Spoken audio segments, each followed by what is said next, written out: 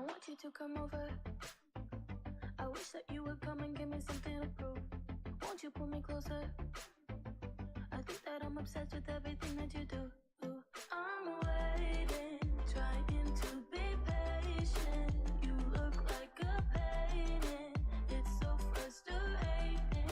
I hate it, yeah.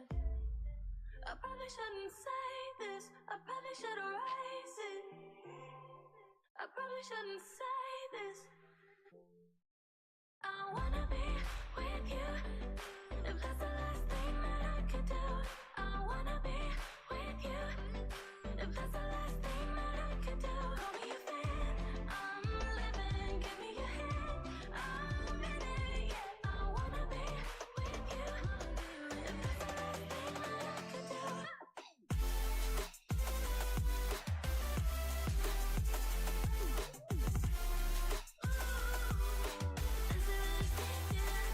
We've been making magic, and sometimes I get nervous, but too good to believe.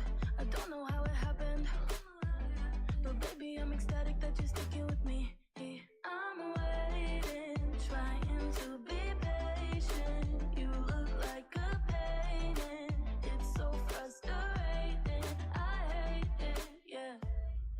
I probably shouldn't say this. I probably should erase it. I probably shouldn't say this. I wanna be with you. If that's the last thing that I could do, I wanna be with you. If that's the last thing that I could do, call me a fan. I'm living, give me your hand. I'm in it, yeah. I wanna be with you. If that's the last thing that I could do.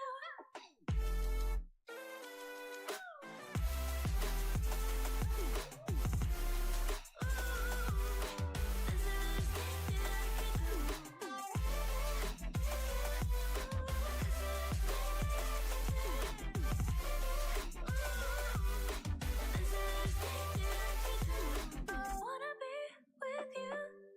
If that's the last thing that I could do, I wanna be with you.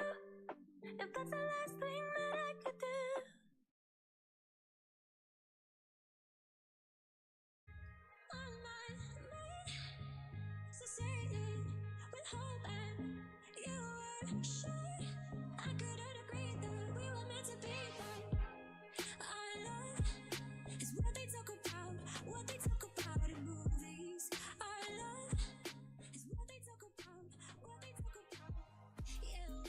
How are we doing, everybody? What is up? Hello. Welcome in. Happy Saturday to you. It's been a minute. Since we did some D&D. But we are back. We're gonna be rolling some dice, seeing where the campaign takes us today. As always, if you want to stay caught up on our campaign, or if you haven't watched any of it yet and you would like to, all of it is up on my YouTube channel, edited for you guys to watch. So you guys can always check it out there. Also, as a reminder, I give all my attention to the group and the people I'm playing with, so I won't verbally probably like comment on stuff that people put in chat. If I have a moment, I'll type something to you, but I'm not trying to be disrespectful. It's important I give all my attention to them, especially the DM, the hard work he puts into to make this game for us. So a little message will pop up every 20 minutes just to remind people of that as they come in, but not trying to be rude. I'm just trying to be respectful to the group that we're playing. But yeah, other than that, I think y'all can just sit back, relax, and enjoy the show. Let me get them unmuted, get me unmuted, and we'll get this rolling. Maybe they I'm thinking that too, because that would have been the replayability of that. Like, you know, you just do another playthrough, and then that multiplayer would for the war assets. You know. Yeah, that's what it was for. That's how they incorporated it whenever it first came out. Alrighty, what's up, everybody? Hello, it's been a minute, but we are back with some D&D, yay! So let's run it. Right, so we'll get knocked into the session quite quickly here. So basically, our party had found themselves basically enjoying the the labors of the fruits of their labors with the city of Daggerford. Claude in particular was still coming to terms with the turmoil that had reigned through the entire Marcel family. And after going through the celebrations, the team eventually decided, to move on to new pastures, to investigate new threats and new arisings that had been happening throughout the world. In particular, these mysterious appearances of these temporary portals and the potential looming threat that is out there, or at least to investigate more about what that may be. To move on to this next part of their journey, they embarked upon the newly renamed Silent Tempest ship, which basically the crew have now taken up hold. And as they leave Daggerford in their background, we find our party on various areas of the ship as Daggerford gets smaller and smaller behind the party, and they begin to settle for the night. They had basically left around sort of the afternoon time, and the party it's now getting later into the evening. We're starting to see some stars come out at night. Some of the crew are getting their bearings based on these constellations that are out there. And as the party begin to settle their nerves for a day and start to ponder what may be coming up in this next stage, the only sounds they really begin to hear is the light crashing of waves against the side of the boat, and manual labor as ropes are being pulled and sails are being lifted and shrank as we go along. In the background, you can hear a little bit of music as Bo is starting plucking away at the strings of his various instruments, as him and Rusty over the side. And even as you are going along, your nostrils are starting to sting a little bit as the remnants of this tabaxi catnip cigarette is being passed around several members of the crew, including Bo, including Rusty. And as we're going through, as I'm going to sort a couple of things here on the screen, take a couple of moments just for everyone to kind of say whereabouts they are on the ship at the moment. So we'll start with Tommy as sort of the person who's most at ease on the ship. Yeah, this is definitely the most confident, especially in his stride and his about going around. Tommy has come off as a little bit of a doof, as in different situations, but this, it's a different. You almost have I would think a little more respect for him because he's really, his shoulders are back. He is strutting around. He's commanding people what to do when, and he feels like the most comfortable he's looked this entire time you've known him aboard a ship, being out and not trapped or stuck in one location. Him being on the sea is exactly where he wants to be, and he's shouting out orders. He's probably towards, after making sure everyone has gotten what they're doing, they're going the right direction. He's probably towards the front of the ship, really close to the edge, just kind of really deep breaths, taking in that ocean air. Yeah, so you start to even just hearing the last sounds of seagulls kind of getting quieter and quieter as you move further and further away from the land, and you're starting to kind of take in that the wind just rushing through, real salt, little bits of salt water kind of splashing up from the side of the ship onto it. You're not in any way annoyed by this or worried about it. You're just enjoying that feeling again as your sea legs begin to stabilize as you're on the ship. Okay, let's go with Rian. Whereabouts are you? Rian's been, I guess, anywhere there's space on the deck of the ship, practicing her magic, and when she's been, when it's evening, I guess she sits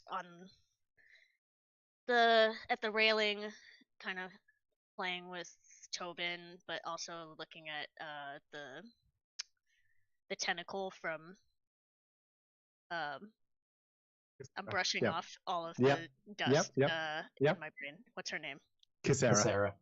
Yes, from Kisara, and kind of contemplating the interaction that Kisara had with the blood between them, and just kind of quietly introspective there, while also just contemplating. getting better Yeah. at her own magic.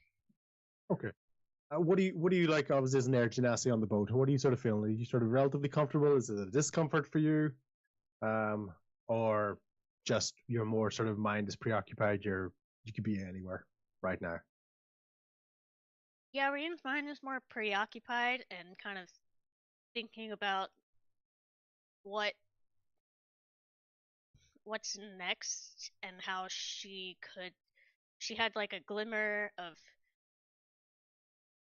a future self of hers where she's a protector, and feeling like she could rise to be more than just out for vengeance and be protecting people. Fantastic. Okay, I'm gonna go Claude, and then Tel, and then Bo. Just to give Tel a little moment, just in case he needs to set something up with the microphone. Claude, what are you up to at the moment? Claude's on the deck. Starboard report doesn't really matter. He's got a book in his hands, but he's not reading. Yeah. Because his head is just leaned against the side, trying to focus on not moving. He can't. He's used to traveling, but he's not used to traveling by sea, and so he's just doing everything he can to keep his stomach down. Not Can talking you do to a anybody. Constitution? Can you do a Constitution save for me, please? Shit, this is a terrible idea. But I try to. You let it, man. So let me do this. I don't want to vomit, but let me. 10. Yeah, that's fine. Like in this one, not a particularly hard one. It's still relatively stable seas. It's just the sort of, it's more of a slight nausea that you have rather than any sort of real discomfort at the moment. Okay, so you've got a book in your hand, but you're not really paying attention to it. Probably in a just world of your own. And okay, fantastic. Tel, what about yourself? So I'm kind of looking over. I'm on one of the sides of the ship. It doesn't matter. The starport side, or the board port side, or the front naval deck, poop if you're deck. facing the front, I'm on the right, whatever side that is. Okay. Take it back now, Okay. y'all. So Tommy's just looking at everybody mindlessly, not knowing how to navigate a boat, a ship. It's like, okay, yep. So you're at the front right of the boat. Yep. So I'm just looking over the edge, just kind of taking a breath, recouping everything. About to walk around and talk to people, but just waiting to see if I hear anything interesting that pops up to talk about. Classic. And I'm just going to sort out an image or so here on the bottom while Bo is talking. Bo, what are you up to? So you kind of hit it. I'm in one of the cabins. I don't know if Tommy wants to make room for his new friends in the captain's cabin, but definitely probably more like the crew's quarters. Okay. Hanging out on on a hammock, swaying back and forth with the ship. Had just finished the tobacco. I think it's starting to hit, but he's starting to attune. He's trying to attune with his new loot. Okay. He's trying to so he's playing along. It's kind of almost like a discordant, like a eerie kind of sound that he's putting out with it. Not typically like a joyful tune that he normally would. Yeah. If you want to sort of describe that, I'm just trying to get the image that I'm looking up here. Give me an idea of what you're sort of looking at and what that might look like to people that you're sort of seeing or contemplating at the moment. So right now it's kind of starting to think about. Actually, he's probably while he's sitting there, thinking about his past and just like Okay. the stories that he was told, through his family and he's just really trying to connect with that, like this loot, because he's been thinking about how it is connected to him, like how it got to him, and where is it going. I know he got it through the music battle with George. George. Yeah. Yeah, and he just starts to think about like his past and like his family, and kind of like back in the swamps where he and his family kind of like grew up. Okay. Yeah. And yeah. Okay. So for some reason, it's not quite working here. Sorry for the kind of delay with the pictures. So obviously Rusty is there as well. And so Rusty at that point kind of sees you contemplating, and kind of just, at that point he's kind of half asleep. He took some really big drags of the catnip. So you can kind of tell he's asking questions, but every time he gets to the sentence kind of seems to draw off at the end. It's like he's not really finished. He's like, yeah, it's like what's like going on with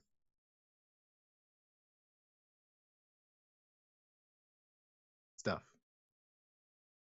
What was that? What's going on with me? Yeah, like what, like it's just like you seem like distracted or something.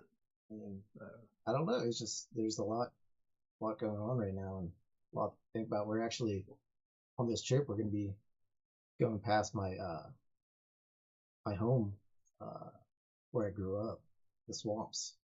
Did you ever hear of the Mirror of the Dead Man? Dead Man? No, just know Magville. That's my swamp. Oh, you know Yeah. Clove. You know Daggerford as well. Yeah. Of course. My swamp. Okay.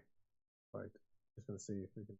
Yeah. So trying to figure out basically whereabouts we are at the moment on the ship. The crew are sort of looking at the constellations, and things are starting to pick up at the moment. And basically, Bo, last thing you sort of, as you're about to sort of get into your story, you just start to hear a really loud snoring.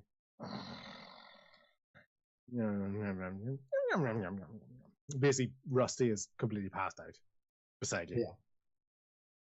So yeah, What a cute snore. that's traditional. It's a traditional tabaxi snore. I like it. Okay.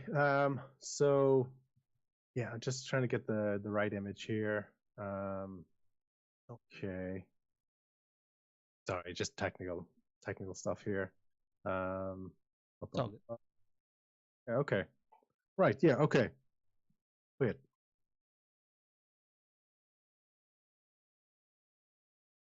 All right. That's Get back in the swamp. not actually. I what if I download? I don't actually remember downloading that picture. Yeah, that's okay. That's strange because it kind of looks like that's a swamp. Oh, Sort of looks like where Bo's growing up why, here. how do you know that? Well, I mean, he grew up there, so I know what it looks like. Oh, sure. Tell us a little more about that while I'm sort of looking into this. Let's see the mirror. So the Mirror of the Dead Man. It's in between Waterdeep and what is it? Daggerford, essentially. It's all Okay. on the coast, going up the way. It is a desolate, dead place full of horrors. It's controlled by bullywogs on one side and lizard folk on the other. And hags plague the swamps. And there's really no place for man, which is weird because we live there. We grew up there. I grew up there. My family's been there for since my grandmother and grandfather moved there. They originally were in Thornhold, just south of Ymir, and were banished, and they found home in such a place. where they developed. Looks like you came Telling rough this all the this. rest of you. Yeah, this is this is just all thoughts going through my head, you know, as I'm playing and hearing it, and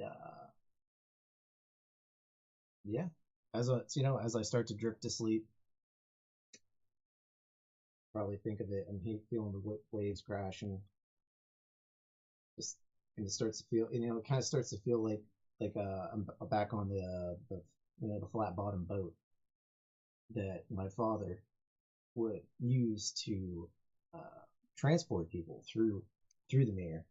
He navigated it. And he would take travelers north and south. He knew the way through the swamps, through the bayou,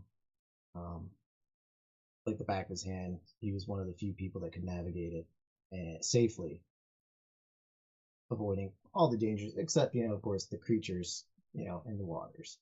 So as I'm feeling that, back on the boat, drifting asleep, that's whenever a big thud. Feel a big thud. It almost as if a wave, but no. Wake up. It's not a it's not a wave. It's not, because here we are. We're back in the bayou. Oh, right. Okay. Right. Yeah. So my hands are here. So if you were looking, if anything was looking to be shown, you'd see that my hands are right here, even though the images are changing. So take us back to the bayou. Take it back to the bayou. Yeah. Just the bayou itself. Whoop. There we are. I do not like that water. You don't like the water? That's some of the That's- clearest water we have. That's me talking in real life. I don't like that water. I don't like water. I can't see it. We're gonna need a bigger boat. Oh. And this, like I said, this is the boat. Could fit as many as 5, 6 people on it.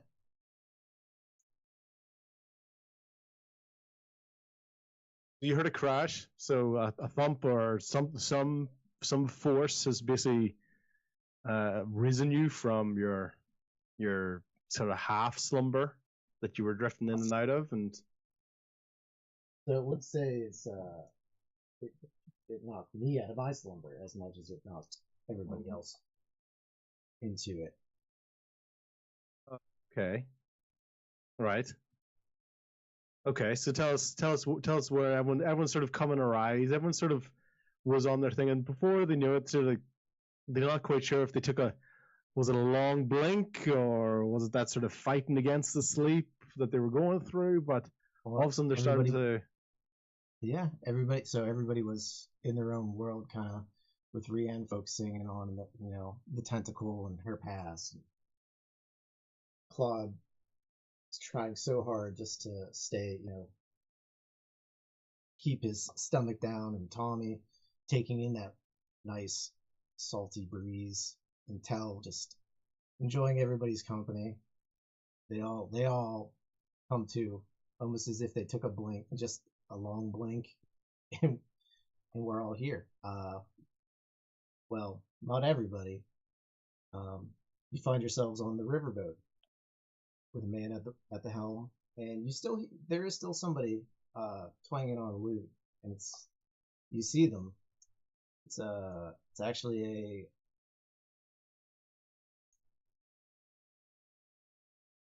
a tiefling playing the lute. Almost sounds very similar to what Bo was playing before falling asleep.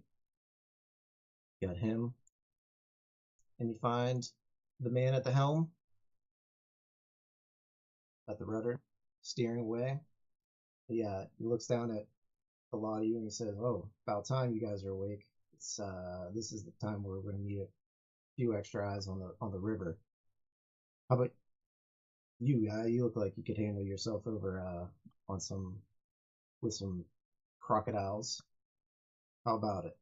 He's looking at you, Radishing. It's when I paid to get on this boat, I expected to be looked after. Okay, I'm not here to do your job for you. Okay, I'll try to keep everything at bay that I can, but I paid good money to be on this boat. So if you didn't spend it the right way and you maybe need to pick a different route, that's on you. That's on you, pal.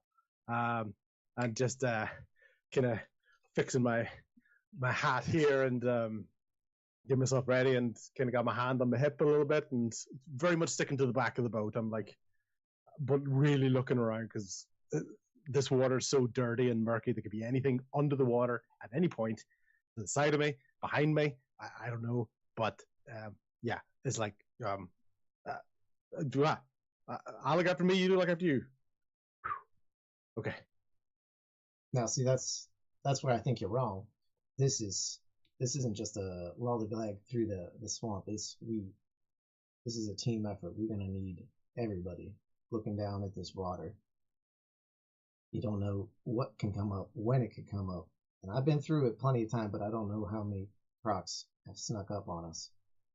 Yeah, well, so, yes, you pay good money, sir, but that good money is doing no one any good unless we both. Well, there's no I in team, so I don't think it should be all my responsibility.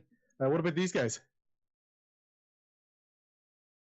Tommy has the dumbest look on his face ever of just like sitting up and like, of what? If I am Tommy, I'm assuming I'm Tommy, so right I'm just like lost as fuck. You are so the man sees how dumbfounded you are, Tommy, and he looks, boy, are you okay? How long have I been on this boat? I mean, we just left Thornhold probably about 3 hours ago. You were quite inebriated, I will say. At least that's what it seemed. And you said you'd be willing to help us out. I mean, in Tommy, his mind, that's not too far from the truth ever. So he immediately just goes with it of like, yeah, drinks. I think people were buying rounds, and he's thinking back to his brain's thinking like the Daggerford bar where people were getting drinks, but like he can't quite picture what happened after that. He's like, yeah, I guess I can help, and he stands up and he's just kind of ready to be directed, but he has that like itch in the back of his brain, like, did I? Was I? Anybody else want to react? What's that smell? The hell are we? Smell? Well, that's just the odor of the bayou, son. You mean anything in particular? Bayou. The what? More like pee. The bayou swamp. What's swamp? My swamp. This swamp, this is the Mirror of the Dead, man. We're going up. We gotta get out of here. We picked you up down at Thornhold, me and my associate here. We was gonna take you up to meet my nine, and whenever we do, you said you was gonna help us. He's in desperate need. The associate being the tiefling? Yes, the tiefling who is still sitting strumming. As you can see, like, so the way that you guys are positioned right now, so obviously not obvious, but the gentleman riding the boat is sitting up top steering, and you're along the edges with a surprise, and the tiefling is kind of sitting more like off to the edge right here, like, you know, sitting strumming his lute. Can I do an Arcana check? Yeah. Just like super confused, trying to pick up on if there's some sort of magic in the air. Yeah, go for it. It's called the what the fuck Arcana check. What am my best at doing? Something's weird. I have a feeling. 12. Yeah, so, I mean, this is a swamp. With a 12, I mean, it's a swamp. There's definitely some magic in the air. You can't tell where it's more emanating mostly from the boat itself. I'd say actually more directed towards the boatman himself. And you guys, yeah, like there's something coming off of him. It's not necessarily the swamp itself. How did you Everything say we met seems- again? Why your associate here was buying rounds at the bar, and he said he's a sailor and be able to help us out in desperate need Tommy feels down in Thornhold. You said y'all said you were on your way to Luskin. I believe that's up north. You're trying to meet up with some group. we were going Yeah. to the circus, Tommy, right? when did we get off your ship? I You remember getting off your ship? so I had my ship, and they rebuilt it. And I went to the tavern to celebrate. Kind of gets dark after that. Now if Captain, y'all aren't gonna like help with what this- like I said I was paying good money to be on this boat, and I don't know what is happening with this crew. Is this the best that we could afford? This makes Well, no sir, sense the to me true whatsoever. crew here. I am the crew. This is my boat. I am the crew. Y'all are. These folks are associates that are going to help me in dire need. You are along for the ride. I will get with you as soon as we can get you all the way through. So if you can be patient, I appreciate that. What is your It's just asking the question. Jeez. who's this who's this guy? And Tommy like points his thumb towards whoever the Radishing voice that's speaking. And wait, who are you? Did you say your name? Tommy's trying so hard to try and put anything together in his brain. You know what's fun that I think is great? This is a little out of character. That we lose complete like mannerisms whenever we get into this game. Like, who are these people? I don't know. How do you get? Yeah, like yeah. Is Yeah. Tobin got any? Is he weirded out? Is Tobin on here? Why don't you do a perception check? Find out. I swear to God, if Tobin ain't here. 19. 19. Yeah, actually, he's not. He's not on board. You can't hear any yips. He's not running out. He's not on the. You're looking under barrels around them. He's not snuggled up anywhere. Okay, well, Rian, that's a trigger. So her hands are gonna start sparking, and she's gonna start getting really, really aggressive towards this guy and being like, "Where's our dog? Where's Tobin?" I believe you said your dog. He left him back with there was another character another man with you. He seemed to play the lute. He seemed more of a performer type. He didn't seem too interested in coming. Tobin wouldn't have stayed. We wouldn't. This isn't right, you guys. Did- Rian starts looking around at everybody else. Can I tell if the lute that the tiefling is playing is similar to one of the lutes that Bo had Yeah, give me- before? Give me a perception check. +1, 19. Yeah.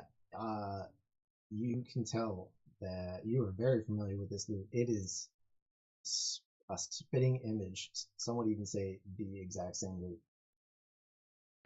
The cursed loot or the new loot he just got? The cursed lute.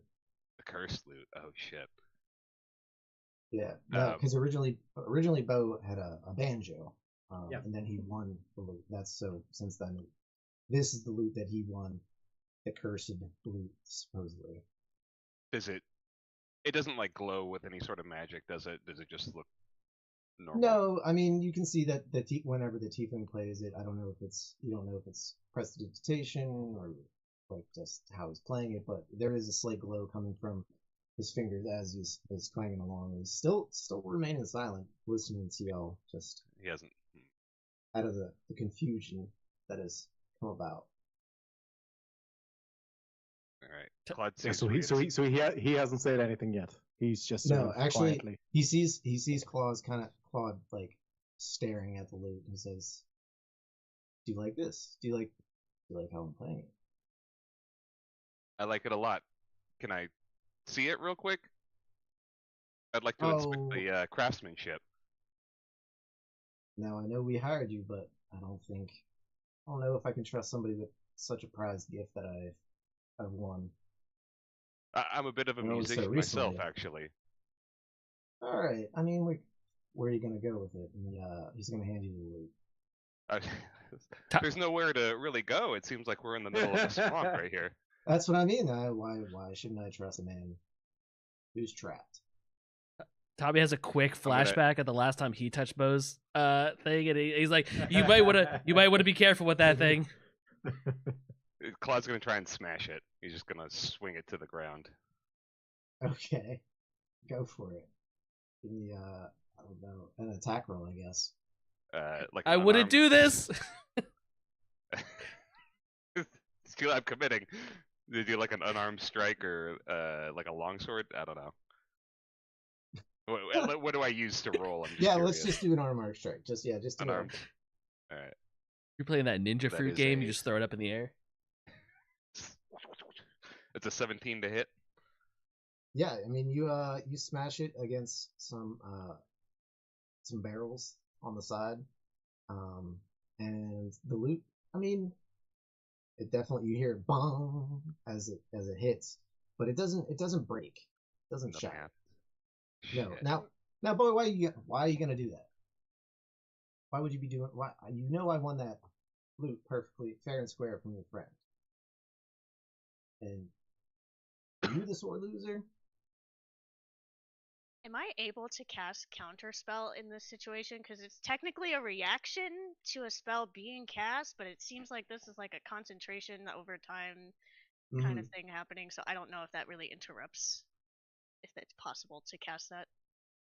I don't really know. I don't, The sense I would get from it is that it seems to be if it was a spell, which is unlikely to be, it would be an extremely powerful spell.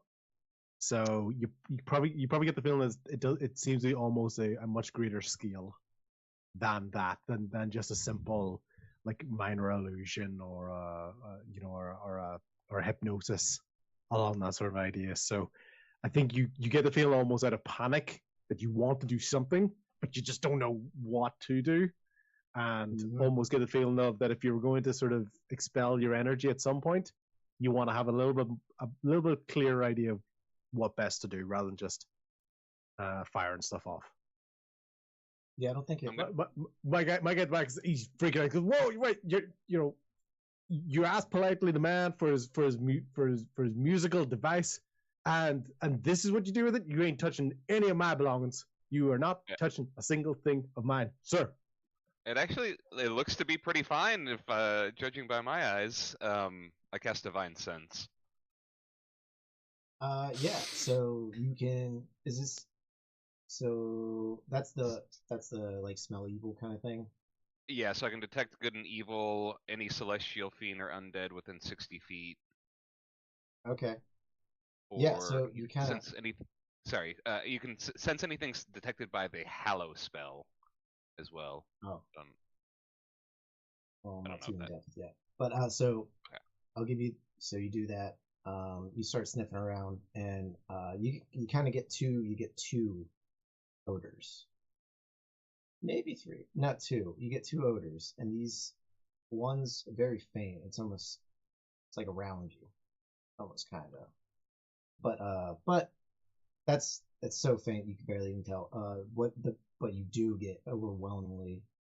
They smell from the tiefling.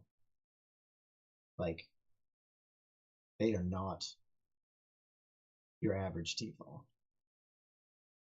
Oh. Can I do an insight check on the tiefling? Yeah. See if I can pick up on anything. You're looking to sort of do an insight on Tell. What sort of clues are you sort of looking to pick up on? So he's got the loot, the smell Yep. of him, and just checking to see what his intentions are. See if Okay. he's telling the truth. Even see if I could pick up on body language. Go for it. I got a 19. Yeah, so I mean, he has not given you any reason to not to distrust him so far. He hesitantly gave Claude the loot, but he knew really what could you do. He didn't overreact, anything like that. Whenever he smashed the loot, he seems to be calm and willing to give whatever information you need. Do we still have our is all our equipment intact? Do we have our weapons equipped and whatnot? Yeah, I mean, you can do yeah, you still have all. I mean, you find yourselves pretty well equipped the same way that you had left the boat. Okay. The last time you found yourselves on the ships, that's where you are. The only two things missing right now are Tobin and Bo. Bo is not with you. The Yeah, guy and it was- said that Tobin's back with Bo. Yeah. This is me talking out Yep. of game. Yep. That's okay. Turn to the group. I'll draw my sword first of all, but I'm not gonna like attack anybody. But I'm gonna point it at the tiefling and tell the group it's the same feeling I got from the mimics in Flattery. Whatever My this character tiefling is. instantly jumps up and stands behind the tiefling and just starts going, "Whoa, sir! I think we should de-escalate this situation. We're just going around. We're picking up people's stuff and we're banging it against stuff and we're pointing swords. And I'm just on a boat. It's not the most comfortable boat in the world. It's not the sort of boat or the quality or standard of boat or accommodation that I'm used to being a part of. But we all have places that we need to be and that we need to go to. Imagine Could how- we just get along at least peacefully? And he's almost cowering behind the tiefling because he's talking boatman's behind the gonna- tiefling. He's like, Bowman's gonna pipe up and he's like, "Well, boys, this is not the type of situation I expected us to find ourselves in, but you seem to have a smell for my friend here. He is definitely not of this earthly presence for sure, but I can assure you he is 100% on our side, on my side, at the very least. And he's in my service right now. He will be helping me as he has contracted with y'all, which I thought you all were good on, to help us in my dire need. And so y'all, while this is going on, he's still steering the boat, and as he's steering the boat, you guys feel a very strong. Before what nudged you awake was a light thud, and this time it is a very large thud. Everybody make a dexterity saving throw. No. Not a good stat for me. 9. What are you laughing 6. at? Oh. 18. 16. What Good was thing that, Tom? Tommy can stand on a boat. 13. 13? Okay, so tell the tiefling seated, he's fine. He was fine. He got rocked a little bit. The boatman, this is what he's used to. He's still standing, holding on to the rudder. But Claude, Leanne, and Tommy, y'all get jostled hard. You fall prone, and there's a crocodile now on the side of the boat, and it is looking pretty sinister. I had an 18. Do I still go prone or? Oh, did you say 18? I'm sorry, I thought It's you said okay. 8. No, it's okay. I just want to double check. Yeah, so then it was just Rianne and Claude. You fell over. Your sword, you still managed to hold on to it, Claude, even though you had it drawn. Tommy, So the loot isn't being played right now. Just to No, clarify? it is Okay. somewhere on the boat after Claude had it in his possession.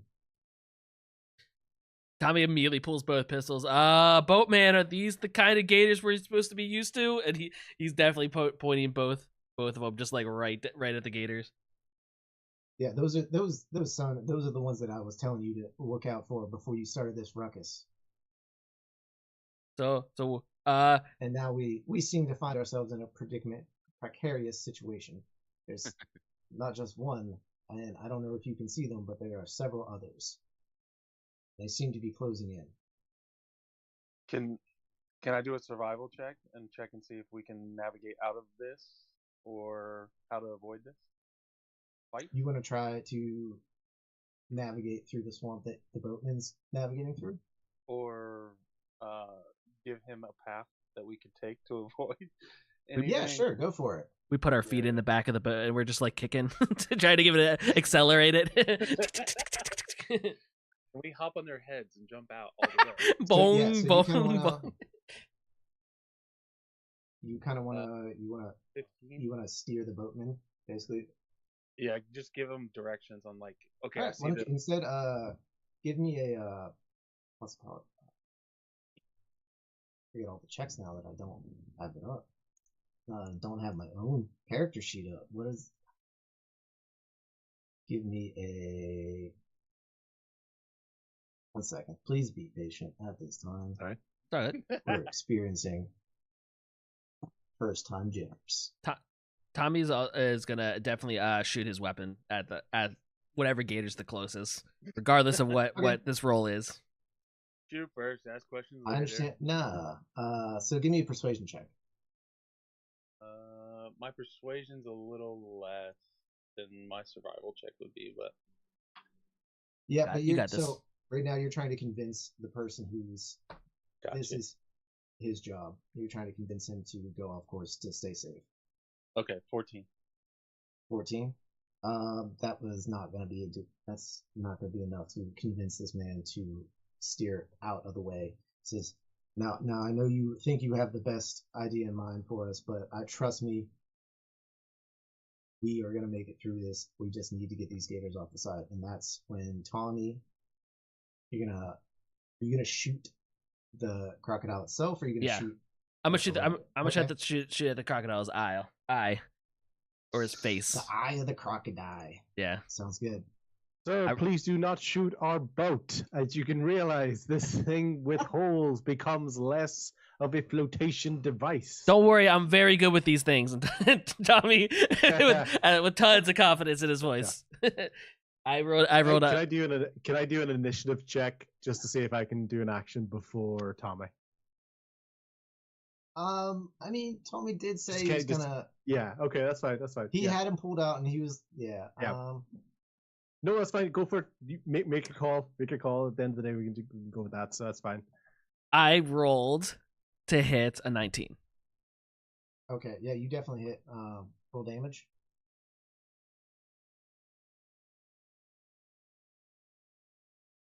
For 6. Can't be 6, real. He okay. actually hit something. Yeah. Yeah, he did. He hit it. You hit it. You hit the gator. You didn't hit him in the eye. You actually grazed his snout. But that's enough to send him flailing into the water and off. And not only is he gonna go flailing, but you also see the other 2 crocodiles that were alongside and underneath.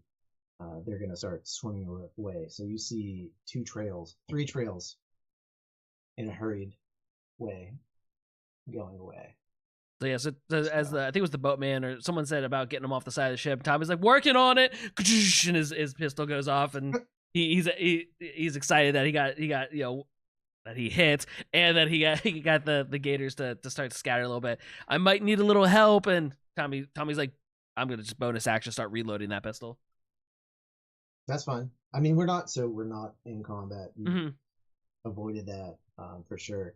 But so the boatman's gonna say, now, son, that was a mighty fine work, and I appreciate where you're coming from, sir. I believe you said your name was Tell. That's me. Yeah, and I know you have your our best interest at heart. But see, you see those Karen, you see those rocks on either side of the river here, and so like you're looking down the river, and you see a set of rocks on either end. On either side, there's more commonly known as cairns. Cairns. Those indicate which way is safety and what is dangerous. On one side, you see it at the top of it. There's almost a little alligator on one side, and on the other, there's a big toad on it. So there's two ruling factions in this swamp here, and the one's more friendly than the others. One is the lizard folk who worship the dragon that had moved into this area, but they pay us no mind. Me and my family. The other side are full of bullywogs, and let me say they are just.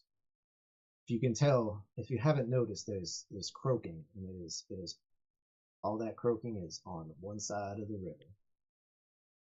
Yes, I can tell by your accent that you know a little bit more than me, so I'll Yeah. take you for it. I appreciate it. Trust me, if you get on one side of this river, one side we'd be safe, one side we would definitely not. And as we do that, as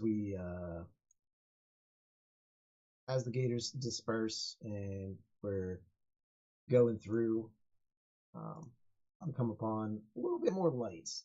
Not really quite sure what time of day it is, but you can't really in the mirror. Is it day? Is it morning? There's just an unnaturalness to it.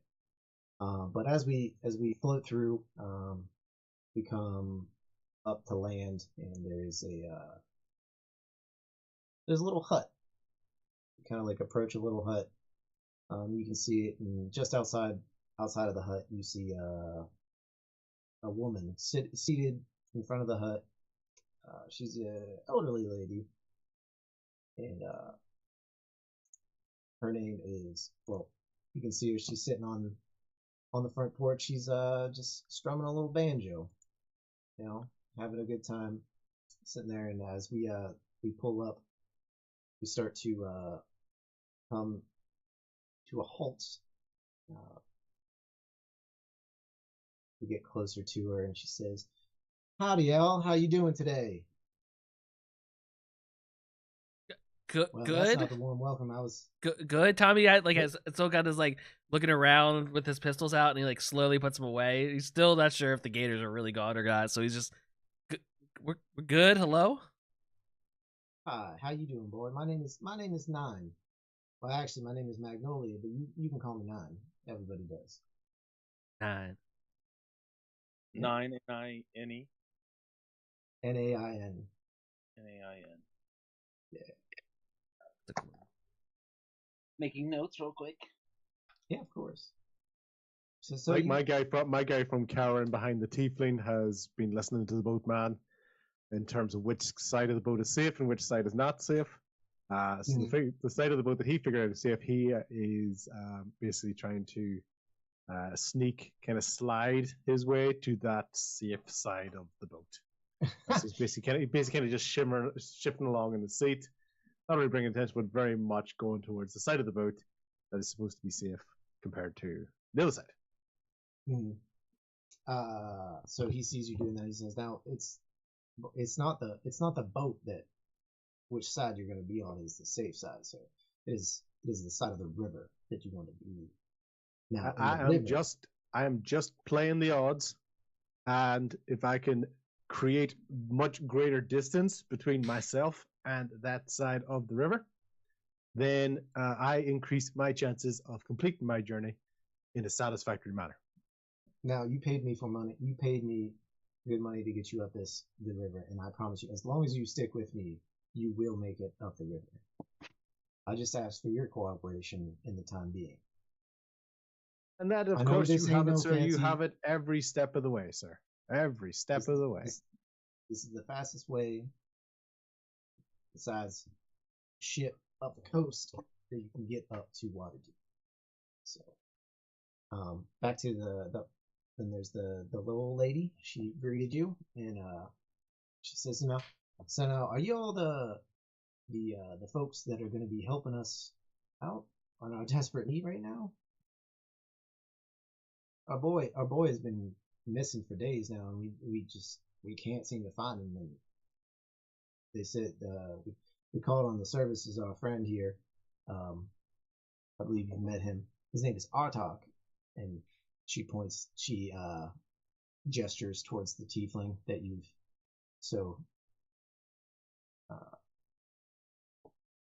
you've discovered is not quite a tiefling. Sorry, I was trying to come up with a Yeah. Yeah, We've had an abrupt introduction to him. Yeah, including trying to smash his musician. His lute. Yes. Yeah. Oh, sorry. That wasn't. Yeah. Anyway, so she said, "Oh, don't mind him. He's got no teeth. That boy. He worked with us. Mostly in desperate times such as these, and this time he said he needed more help, so that's why he went down to Thornhold to get you, to find a crew that would be willing to help us find our boy. Like I said, he's now 1 or 2 days out here. He knows his way around, but it's been over a week now. Then we don't know where he is, and we've gotten quite desperate. So as she is talking to you, the boatman's gonna walk up to her and hand her take something off of his neck and hand it to her, and with that, Rian, continuing on that Arcana check, because I know you're probably staying pretty vigilant about like what's going on. You can feel that the magic that you felt coming off of him then transfer to her from that end. So Do you're I have any anything- knowledge of like what that could possibly mean? Like how somebody could transfer magic like that? What do you mean transfer magic like that? Like, would I understand any kind of idea of what might have just happened there if there was some sort of spell? Oh yeah, he just like- physically handed her an amulet. If that's what you mean. Oh, okay. Yeah, so he took an amulet off of his neck that he had under his shirt, and he handed it back to her, and she then thus took it and also put it around her neck. So that's the magic that you felt before when you did the Arcana check. But then, would I have any knowledge from previous, Of what that amulet like is? what kind of amulet is? Yeah, maybe not that specific one, but what it could be doing.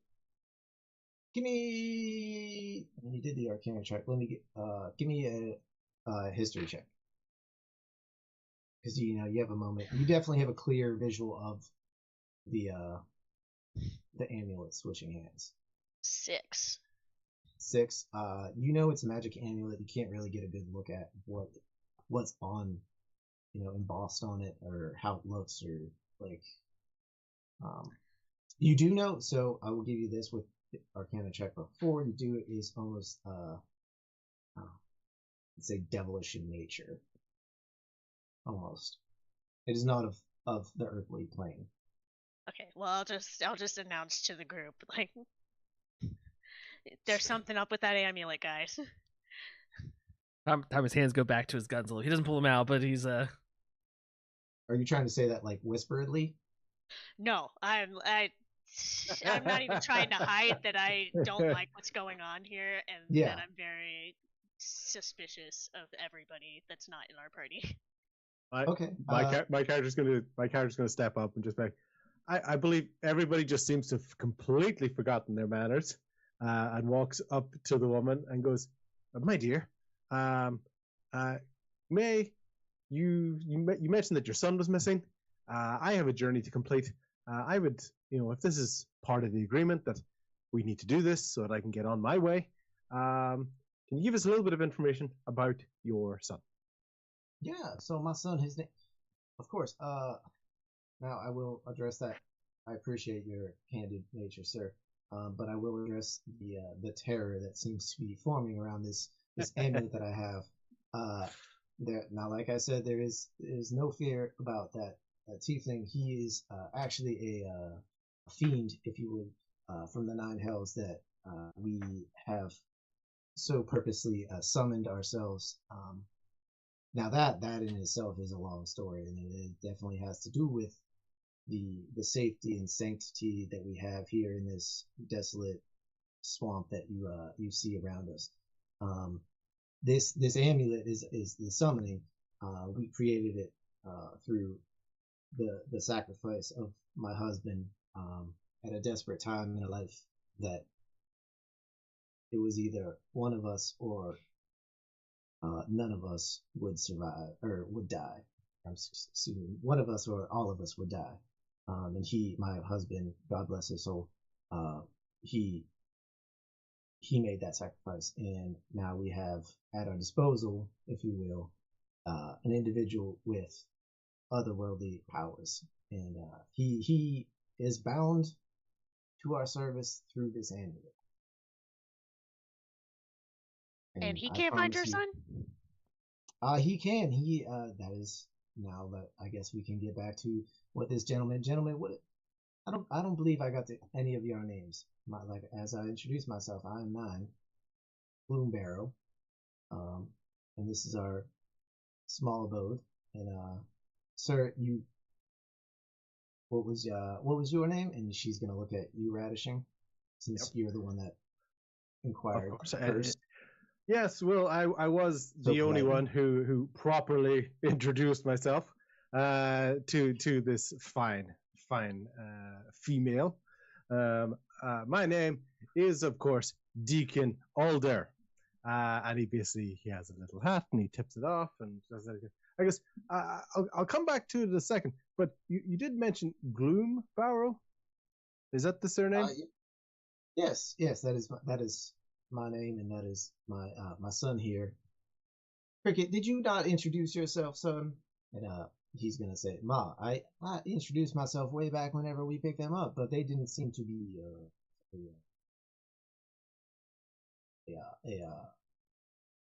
the right state of mind. Right state of Yes. mind? We've been kidnapped. Ma'am, I remind you that you came here, well, albeit forced by your compatriot here. I believe you said your name was Tommy. Yeah, I'm Tommy. He seemed to have convinced y'all to come along and help us in time. And as for you, Mr. Deacon, Deacon Alder. You said you wanted it. Yeah. Yes. You seemed a little inebriated at the time too, but you said you'd be willing to come along if you could get up the river. That is what I said, and I do remember it. The headache is still a little bit present, but I am still of stable mind to remember the agreement that I came to in the hope of achieving my own future goals in life. Yes. So Well, I don't So, remember an agreement, and I am by just noting that I am not here willingly.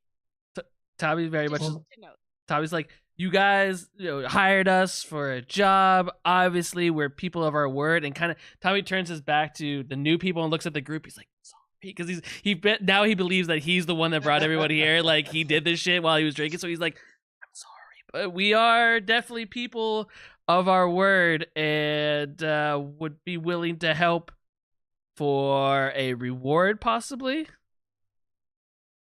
But the Nine is going to answer you. Well, yeah, of course. We don't expect this to be an adventure that you go unfulfilled. We truly need help finding our boy Bo. He like I said, he seems to be have lost for a week. In our talk, he seems to have located him in or at least hopefully might have located him if y'all would be willing to help. Ma'am, I know you say you're here unwillingly. If that's the case, you can stay here with me. This my hut, this area, this is a place of refuge and safety. I assure you. I don't want to stay here. I want to go back to our ship. We were going somewhere. We had our own mission, quest Well, thing.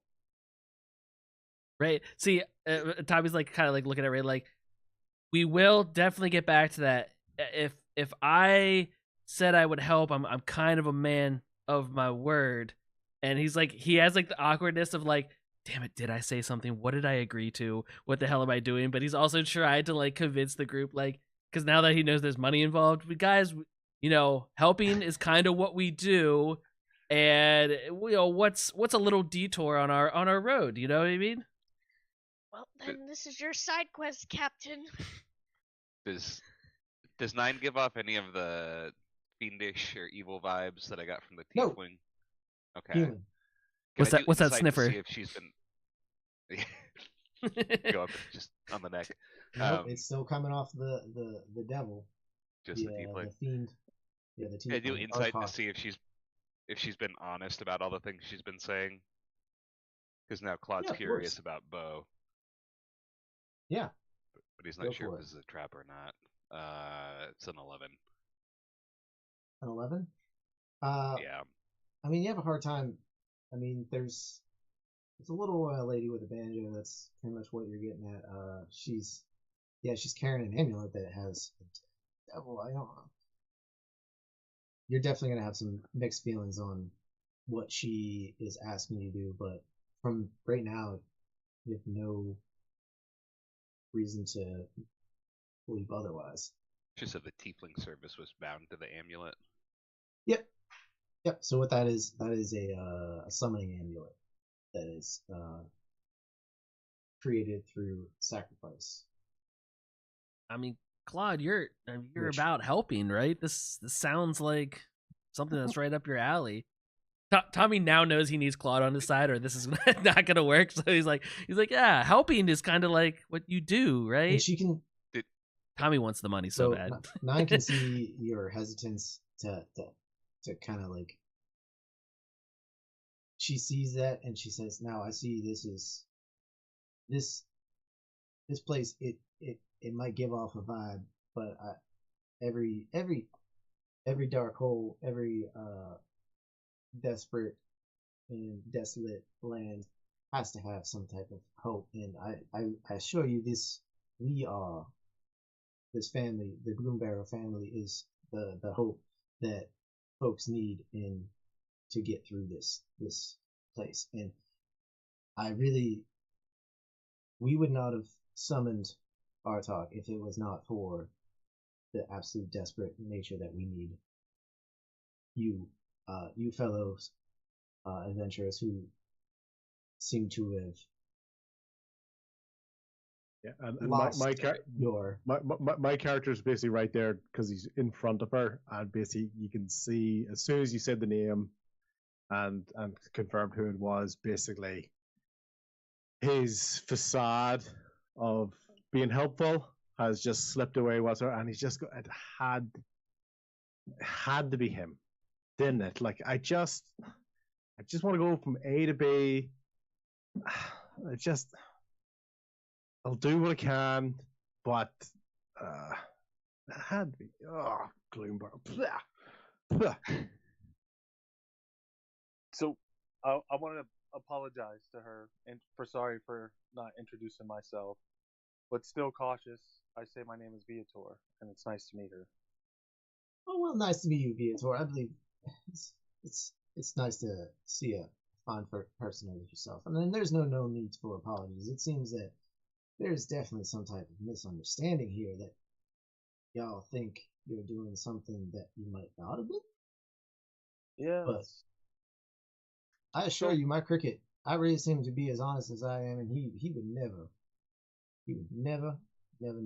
mislead you into what our intentions were to be. We desperately just want our little Bo back. Mm-hmm. So tell me about Bo. When did you lose him? Oh, but like I said, it was almost a week ago. He met with his boy. He went out playing with his friend. I know what you're thinking. Like, what kind of friends you got here in the bayou? This boy, he's a small boy. He's probably about 10 or 11. He's actually, now, I know what you're gonna think, but he's his friend, his only friend that you can find here. He's a doppelganger. and his name is Hax. Hax with violet eyes. And Bo has a good time with him. They play instruments. They like to go skipping rocks, this that, go catch crawdads and whatnot. All the little things that this boy can do. I mean, around here, it ain't much fun for a child, I admit, but this is probably the only child he gets, and so him and Hax went off, and that was the last time I seen him or Hax, and that's where Artok kind of tracked them down, and Artok found them. I believe Artok, would you mind telling him what else you found? Yeah, so this Artok, who has been quietly standing. Now imagine he doesn't have his loot still, because somebody smashed it. It's Tried in one to. piece. Or attempted. Attempted to smash it. Supposedly. An attempted. Allegedly. Alleged. That's the word I was looking yeah. for. Alleged. Yeah. Yeah. So this Hax, we know he is here. He runs with a group of other doppelgangers. He's young. He still kind of retains his humanness as before he actually has fully transitioned into his doppelganger form. I don't know if you know the anatomies of a doppelganger. They're quite sinister, and that's coming from someone such as myself, as you know now. He was a boy, and as soon as he hit adolescence, that's whenever he began to transform into a doppelganger. And he was coming from the same place that we picked y'all up, which is Thornhold, which is just south of Mir. He seems to run with that group of doppelgangers that we have tracked down, if you will. And so that is the first lead we have, if I will be honest. And I know going in to where it is, we might run into some trouble that I might not necessarily be able to handle, and/or would give myself away. I am very, very aware of the trouble that boy can cause. So, the day I need to get to where I'm going. So, I don't know whether it's Artie over here or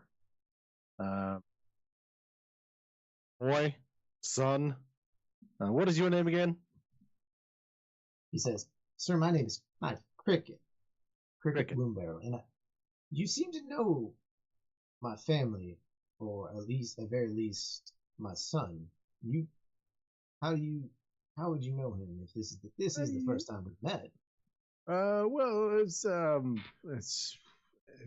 there's a story in there. You could say I'm a bit of an eye for talent, of many kinds, and I bring together different acts for the entertainment of the masses, and get involved in other endeavors whatsoever that enable me to fund my future activities.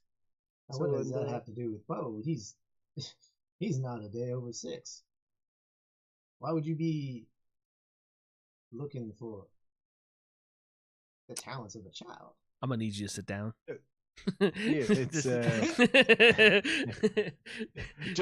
just a quick one. I took down who's 10 or 11 years old. So I took down someone who's 10 or 11. Doppelganger boy. The doppelganger's 10 or 11. Okay, so Yeah. just so I don't look like a super creep. Well, that is. Yeah. I will say that is definitely what I'm pushing. I want to cast a spell, Chris Hansen. Yeah, exactly. That's exactly what I was going. I'm gonna need you to sit down. Take a seat. It's right over there. Take a seat. Yeah. Sorry. Yeah. Sorry. I'm sorry, Yeah. Vanishing. I didn't mean to make it seem that. No, it's fine. It's fine. It's just so I know. At the end of the day, talent, age is just a number, and prodigy is something that can be seen, by the truly skilled eye. And I've always been a firm believer that contracts can be signed by anyone as soon as they can pick up a pen. And you know, there was a contract, and there was a tour planned, and financing had been put towards it, and it's going to sound suspicious, but he went missing, and he seemed to reneged on that deal. But I haven't seen him for several months now. So I understand, and he's looking at the crew because he's understanding he's stepping into something. He goes, I understand he's missing, and I just gave that, but he's been missing to me for much longer. So I had wiped the slate clean. I was ready to move on with my life, find the next talent, make them the star that they're supposed to be, and then destinies converge to bring me here, looking for that. And he's saying it through real gritted teeth, that little rapscallion, that little. So as you're saying all this, Rascal. Cricket and Nine are both looking at you with the most perplexed look on their face. They have no idea what you're talking about and what it has to do with Bo. Are you talking about the same Bo? They do not know. However, Artok, this is probably the most expression that you've ever seen off of his face. He has the biggest shit-eating, sinister grin you've ever seen, and he's just kind of laughing about it. And so, so at that point, Deacon here is like, he's trying to explain himself, but he's also like trying to divert attention. So he's like, yeah, just, you know, these guys seem more confused. I really think they should be brought to speed with what's going on here. And you know, I'll just take a step back, and you know, just know I'm here to help. I'm here to help. You can get everyone else on board now, and I'll be there. I'll be there, right there, to help little Bo. And so Artok's gonna step up and he said, "So are you all gonna help, or do we need to make another journey back to Thornhold and find somebody else that will? Because we have no problem with that, and it's no skin off my teeth." Do we know about Thornhold? Do I have any knowledge of that, like location wise, or like, is it like a center of trade? Just curious, because yeah. So sure. I mean, since Claude, you're from Daggerford, which is along the coast of like the Sword Coast. I'll pull up a map. Whoop.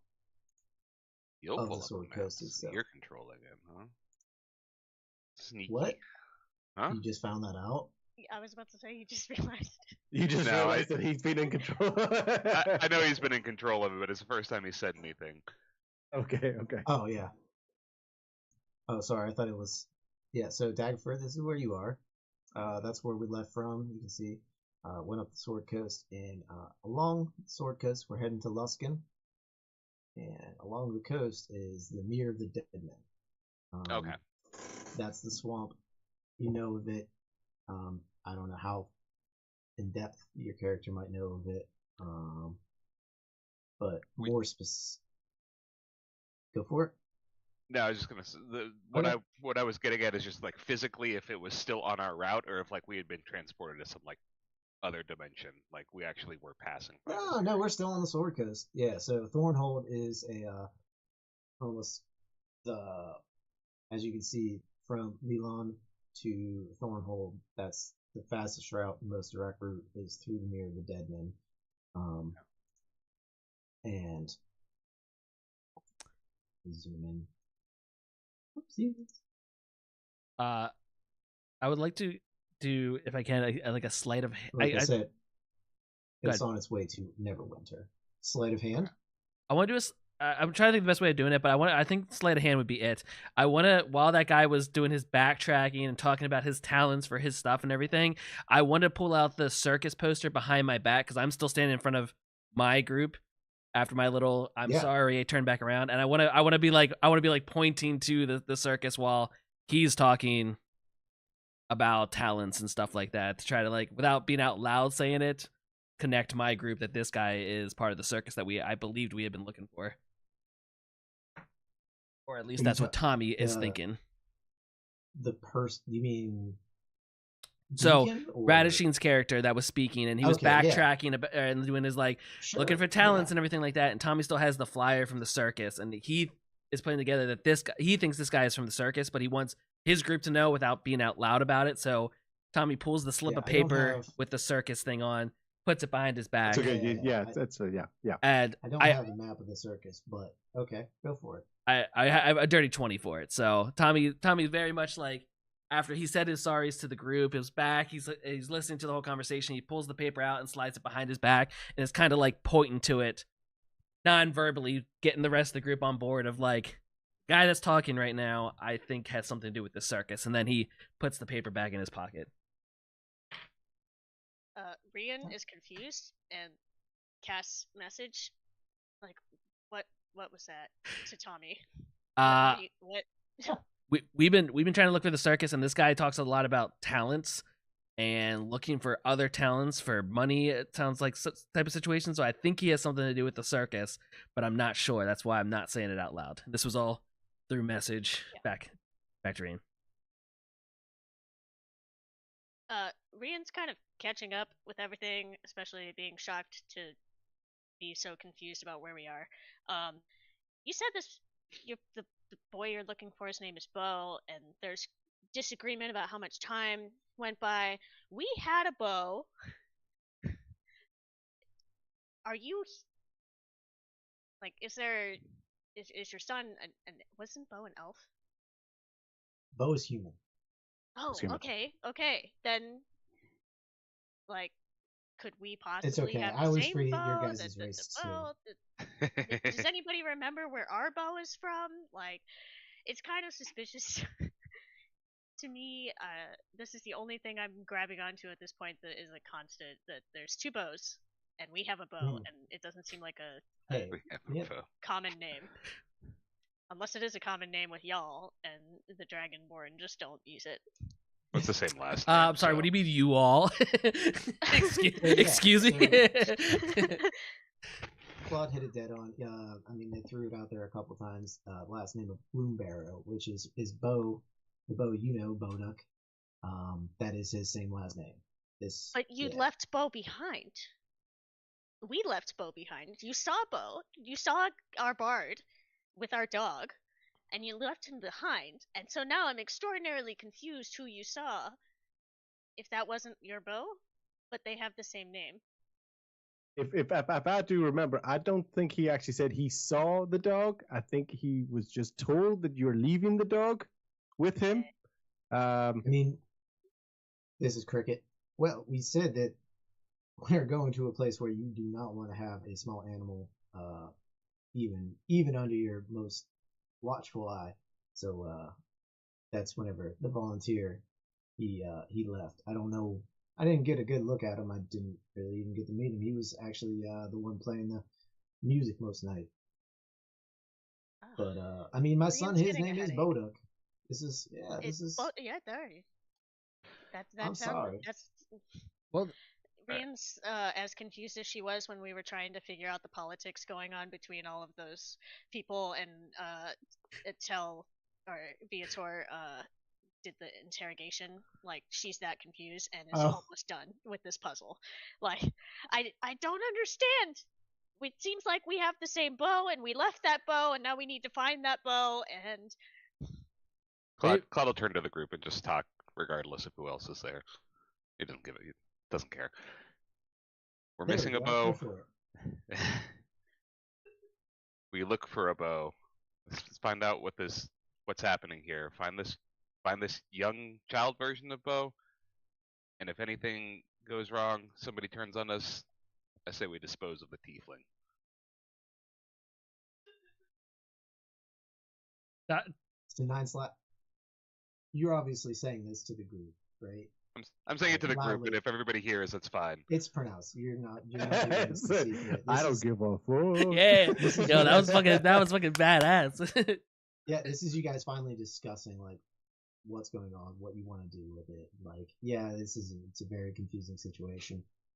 9 hears you say that, and that's probably the closest she's heard to confirmation that you are going to help. And she says, "Hot damn, let's do this."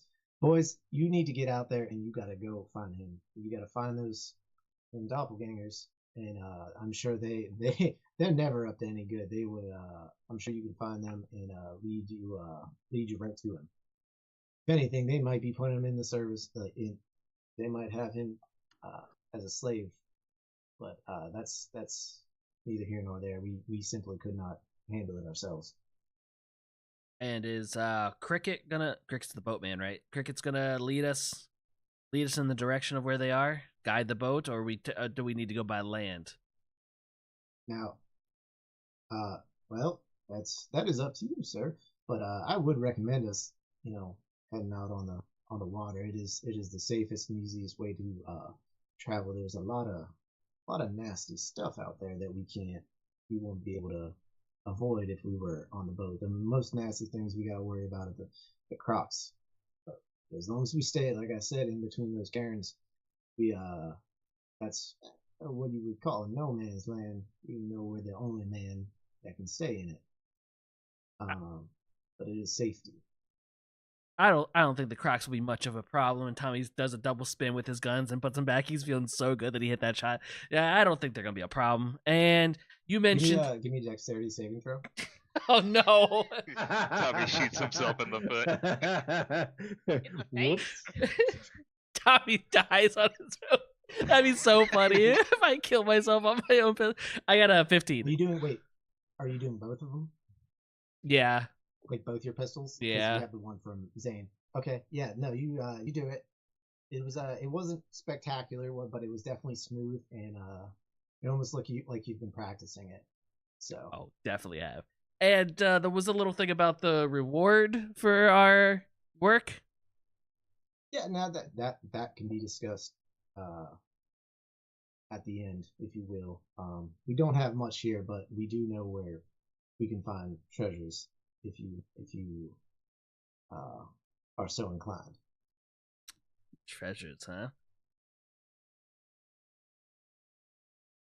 All right. Sounds like we See you got later. a kid to find. Get this over with. I like Darkside Claude. He's not in the fucking mood. Remember day one, Claude, when he walked into that tavern? Just wake me up before you go. And now he's like, let's just fucking do this. I am the knight. This is the warlock coming at you, huh? Welcome to the Black Parade. It's Claude. always Situation's changed. I'm growing my bangs out. So has everybody come with? Just singing into the where are you, Bo? And I'm so sorry. Oh, sorry. All right, so everybody's gonna hop on the boat then. Yep. I wish I wouldn't get copyright. I would play Black Parade on this video so fast. I mean, you can play like what 30 seconds of it. Nah, it will still get pinned, but Not even worth it. everyone He's the one note knows. for Black Parade. So yeah. Up here, it's in my head. Yeah. Now it is going to be the lot of you. Everybody's going to come along, I assume, onto the boat, except for Nine and also the Tiefling. He's going to stay with her because she has the amulet. And so we're going to head down the river. Once again, Can we not keep just a sec? Because Claude's offer was that we help, but if we don't get out of here or whatever, we kill the tiefling. So can And we Can we keep have him the so we can kill him. and take the tiefling as insurance, an insurance policy? Hostage situation. So you're asking basically right now. Since you're unsure of like the situation, you're kind of like asking Nine if she would pass you the amulet. Yes, just so that we have insurance that you're not sending us to a trap. We're gonna take your tiefling that your husband sacrificed himself for. Okay. Well, you put it like that.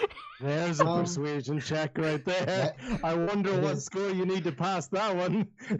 You know what? Yeah, give me a persuasion check. This group got I will dark give you. fast. Oh shit, a 9, and that's with a +4.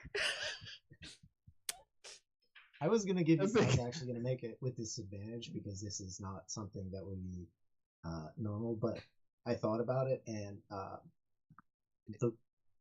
with Nine's desperation for the situation, you convince her whatever she needs, whatever you need to help get this done. She's going to accommodate you. So she's gonna hand you.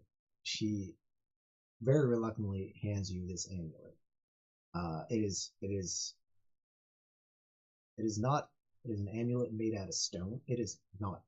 It is an amulet. It is made out of stone, almost granite-like. It has some runes in it, and it's has a red, almost not like a red aura to it, almost stained. Ryan's gonna put on the amulet and then immediately get really brusque with the tiefling, kind of like Samwise Gamgee when he's tugging Gollum. Gollum along. Gollum. Like, come on, little devil. Let's go get this kid. Potatoes. Yes. Potato. Yeah, so he's Boil gonna 'em, say, mash 'em, stick 'em in Stick the 'em in stew. stew. Yeah. all right, I'll come with you. I mean, you gotta remember that man is not a leash. I will be. Yeah, just so you know. And he will climb on board as well. He says, now I don't think my presence will be necessarily a good one, but if you need me here, let's go. And so he'll jump on board as well on the boat and start making your way down the river, staying more towards as you're going along. You see the cairns that Cricket was talking about before. On one side, on the right side, lizard folk, or a little lizard, and on the left side there's a little toad on either one, marking lizard folk and bullywugs. And as you're going down, he's going to say, now I've worked with these lizard folk before, and I found a batch of their young. It seemed to be lost, and I believe I did them a favor, and ever since then they treat us right, and they're not a danger as long as you're with me, man, and folks. But like I said before, the bullywugs, we do not want to enter their territory by any means. They will overwhelm us by force. And I don't know if you've ever had an experience with a bullywug, but they can be quite slimy and nasty. Don't like the insides of those boys. So Sorry, just Yeah. because we met a lot of characters. Who did you say was the one that knew Yeah. how to track down Bo? Artok was so Artok the tiefling, he tracked down the doppelgangers that Okay. are associated with Hax, which is the child doppelganger that is Bo's only friend in the swamp. Okay. So the goal right now is we're heading to find the doppelgangers themselves, to find Hax. Hopefully they know where Hax is, or they have Bo. That is where he Okay. led them to. Perfect. Cool. All right, so we're gonna head down. Anybody who's where on the boat? So as you can see, it's a four-sided boat. Who wants to be? I mean, you can be on top, sides, looking out. The tiefling or I should say, Artok and Cricket are going to be on top. Cricket is the one steering, and unless anybody wants to be on top, I'm going to assume that y'all are on the sides, keeping. Deacon definitely doesn't want to be near the side of the boat, so Okay. he's gonna like probably sit on like the edge of that top part. Are you going to sit on the so same side as Artok? Or are you going to sit on a different side? So the opposite side of the bullywugs.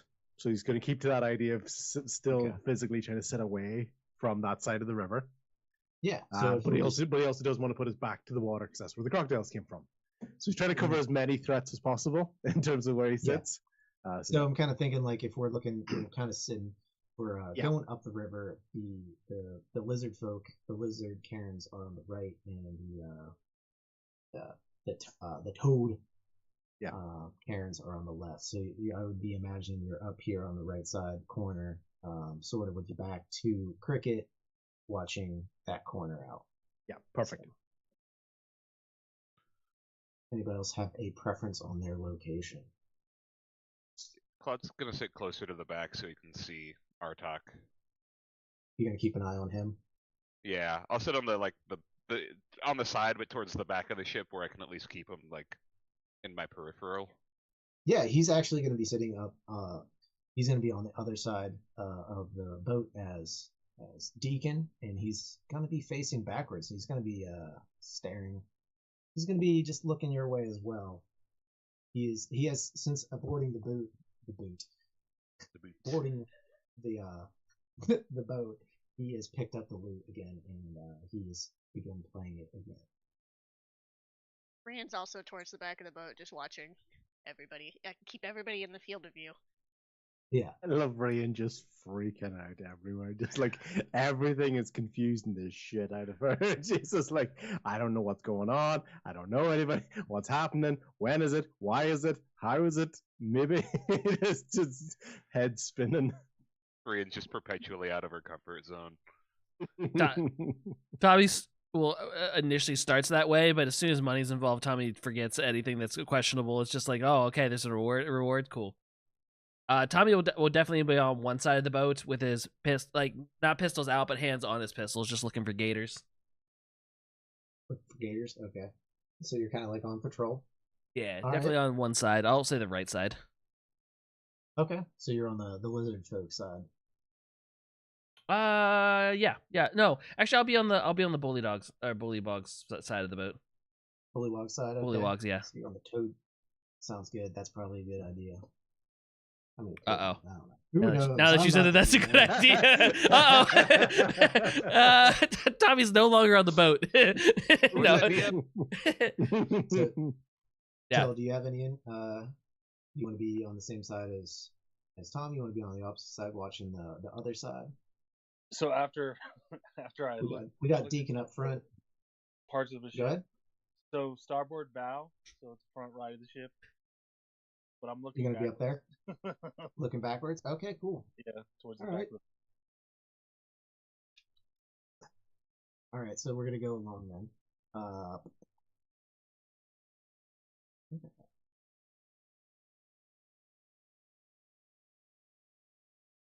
So you're traveling along.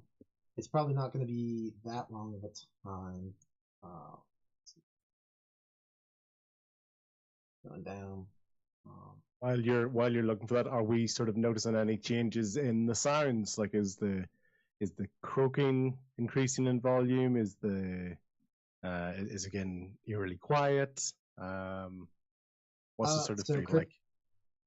The croaks they're loud. They're not almost, I would say, a calm. They're consistent calm.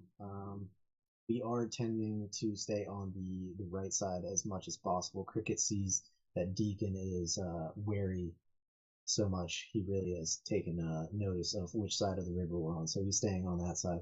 And occasionally, to avoid logs, trees growing Yeah. out of we have to steer towards the left. As you approach the left side, you hear like the croaking. It increases in both volume and frequency.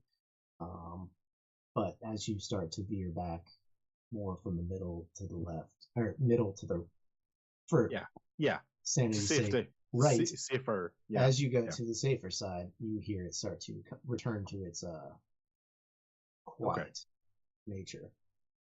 So, Thank you. and with all of you on watch for gators, you can easily spot them as they're coming, and I'm sure you can.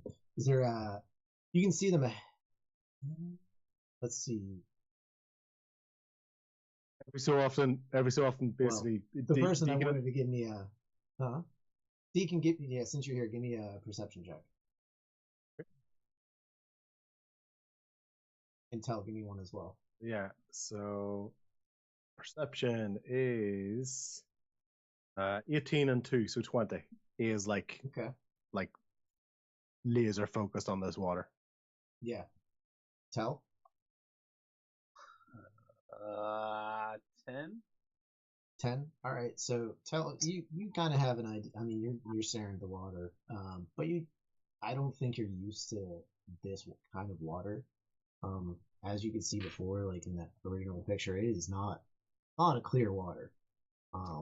Luckily, our man Deacon, the paranoid, if you will, he is able to spot a couple crocodiles coming his way, and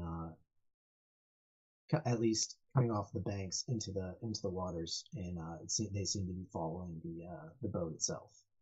Yeah. Every so often, if you want, I can do an animal handling check. But basically, from my hip, you basically see me unholster something, and a whip comes out, a particularly long whip, and every so often I'm just trying to crack the whip sound, just as a way to basically try to, No, scare I away. hear what you're saying. You're trying to, you see them, they're out there.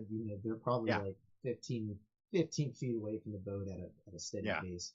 And go ahead, give me that animal handling check then. Yeah. So 12 and 4, 16. Okay. Yeah, these crocs. You see that, you do that. You've let out a couple. How does it happen? How does it? I know you kind of described the cracks. Are you aiming towards them? Are you aiming at the water? I'm aiming like in the air above the water, so I'm not trying to hit them, but I'm really just trying to make the scary sound that freaks them out. So it's more of a like stay back, as opposed to actually trying to damage and hit them. Okay. So before you can see two sort of wakes, if you will, kind of like behind the boat. And as you do that, as you crack the whip and yell out the wakes, they stop. There's no more. Yeah, you can't tell if they're following anymore. You don't have any visual sign. They've kind of. Deacon has 100% assumed that his whip crap did exactly what he intended it to do. Like like as far as he's concerned, he knows it did the job. Nothing else. It was him. He did it, and everyone else is kind of looking around as if like almost kind of slightly disappointed no one has thanked him yet. Like as far as he's concerned, he knows it was his whip crack that clearly scared them off, and they've obviously gone very, very far away as far as Deacon's concerned. Yeah, Cricket's he will commend you. He's gonna say, "Well, boy, that's a well done job. I don't know if I could have done better myself. But he looks out over he's the like top tipping of the it. hat, and he's like making a big deal. He's like, "You're welcome. You're welcome. You're welcome. You're welcome. You're welcome." But unless you give them boys something to actually be frightened of, they can't guarantee they're gone. So. As he cracks the whip, Claude's gonna make eye contact with Tommy. Just kind of like to confirm what Tommy was trying to hint at earlier. Yeah, Tommy's definitely giving side eye to him as he cracks the whip too. He's just got like he sees what he's doing and the purpose of it, but not very trusting of this guy. Brienne, would you like to do anything? Or are you just hanging out on the boat? And Brienne's just, you know what? Would like to freak out. Because electrify the little water. Tieflings... No. I'm going to be testing Shocking Grasp on the amulet to see if it does anything to the tiefling.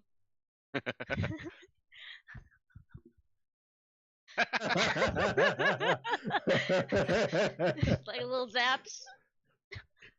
So we are 1.5 hours into it, and we've already broke the Geneva Convention with torture now at this stage.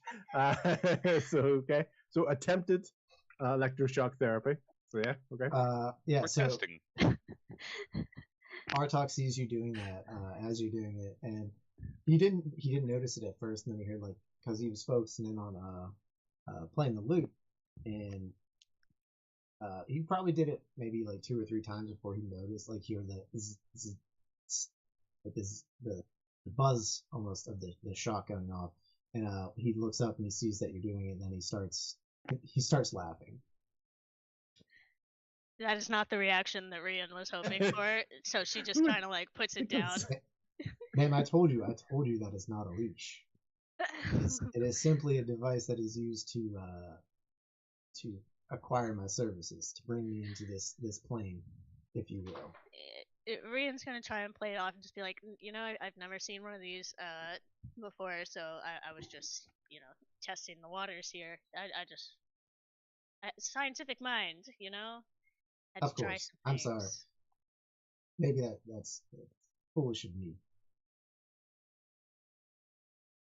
Tell, would you like to do anything? Well, you give me the perception check. Sorry, Tommy. That's right. I was going to ask you if you wanted to do anything as we went along here.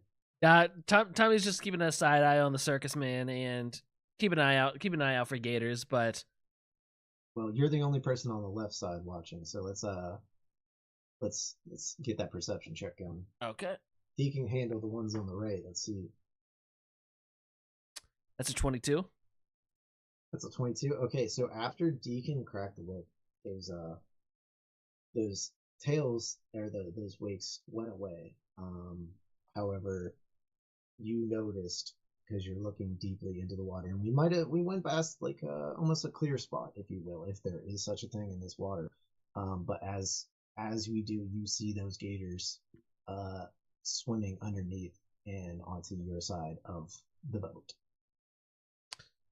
Tommy will have his pistols out, but he's not gonna shoot yet. If they're not looking like they're aggressively coming at the ship, Tommy will just keep an eye, and he'll say, we got a couple gators of swimming around my side, and just keeping an eye on them. You say that out loud? Yeah. Okay, and Cricket's gonna say, see, I told you. They're not gonna leave unless you give them a reason to leave. I mean, I got 2 reasons right here. But he won't shoot. I'm not gonna shoot. It's just he's ready for if something needs to go down. Okay. Are they visible from? Am I on the far side? I can't see them at all. No, you can't. They are underwater, and Tommy, these are the 2 that came off the shore that Deacon cracked his whip at. They submerged and if essentially basically were like hiding and hurried up in front to the left of the boat, and Tommy's good perception roll found them. Okay. Essentially, they were like hiding essentially, and but they're submerged right now. Cricket, do they normally just come at, like, just aggressively always come at you, or do they kind of just lurk around? Depends on where they want, if they're hungry or not, and there's an easy meal that could be had, but they normally are a nuisance. Sometimes more than others. But like I said, that first time that they came, if you wouldn't have hit him, my lord, we would probably been in some trouble. But thankfully you made that shot, and it was a dead-on shot. I've never seen quite a marksman. Now, of course, it looked like you were just trying to graze him. Oh no, I my aim was true as ever. And Tommy that doesn't look back at the group because he doesn't want to see anyone's faces or reactions to him saying that. He just keeps staring forward, very in his own confidence. All right, so we're gonna keep on going then. Yeah. It's probably been about an hour since we left 9 at the cottage. And in case y'all were wondering, she is safe in that spot, like I emphasized with her. So maybe Rian didn't care. now. Rian was like, Rian's like, if it means we get away, I'll take our banjo as well. I'll take our damn rocking chair. I'll take. Yeah. Rian did not like mine. Such a sweet old lady too. I thought. Anyway, I guess whenever you're in the middle of the swamp, could be a lot worse thing. When my autonomy has been taken from me, I lash out a little, okay? Oh, I mean, you could have gone back. You could have went home. You could have stayed with 9. Anyway, we're going on. Sorry. 15 minutes probably have passed since, and those alligators are just they're just keeping pace, and so we're going. Where are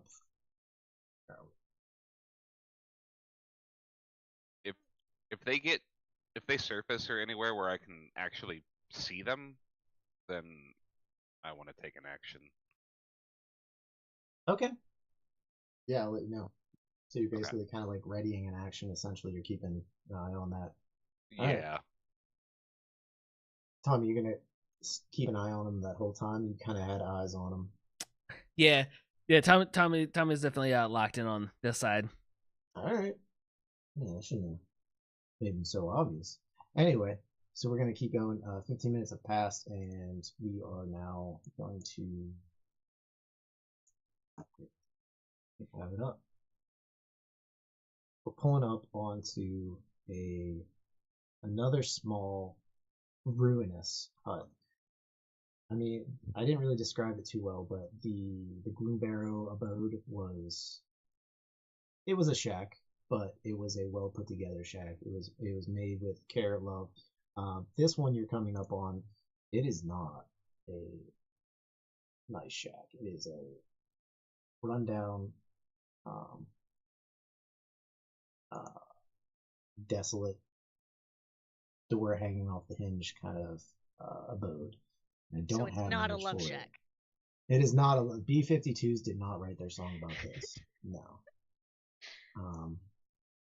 And as we approach, Cricket's gonna say, "This is where we have found those doppelgangers to hide out."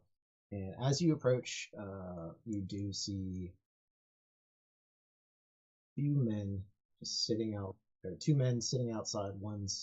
They see you approaching, and as you sort of come in, they hurriedly like run inside, and then a few seconds later come out, and they're screaming, "Help! Help! We need!" They're boisterously like motioning for us to come, and as we approach, Cricket's gonna say, "Now these do not be fooled by them. This is not." This is the ploy that they always played on folks, and as soon as they see me, they know they're gonna know better. And so as we pull up to it, you can actually see the two doppelgangers. Then kind of you see their demeanor change as they're saying, "Welcome," and then they see Cricket, and they're like, They know who he is and where they're at, and so upon approach, you land, and you get there, and this is probably the first interaction we've had with doppelgangers since Flattery, because the barkeeps and all of them, they were doppelgangers. They're in human form. I don't have. Whenever I said that I thought next Saturday was the session. That was an honest statement, so I'm a little underprepared. I hope you understand. But so I don't have another human image for them. But you have two humans. They look like they're in adventuring gear. They look well equipped, and there's just to give you a bit of insight as a DM, just be aware that quite a few times when I say technical issues, I'm literally just buying myself time. I don't always have technical issues. It's literally just a filler. So don't be worrying about anything like that there. You can always blame technical issues, okay? And so this time you can always blame Bo. But which Bo? Okay, so we saw the 2 doppelgangers on that edge, and basically they were obviously trying to con us and come in, and Deacon kind of turns around and goes, I knew I picked the right boy to bring me on this journey. Thank you, Cricket. So he's going along there. And we're coming up. That's going to put him on edge a little bit as well.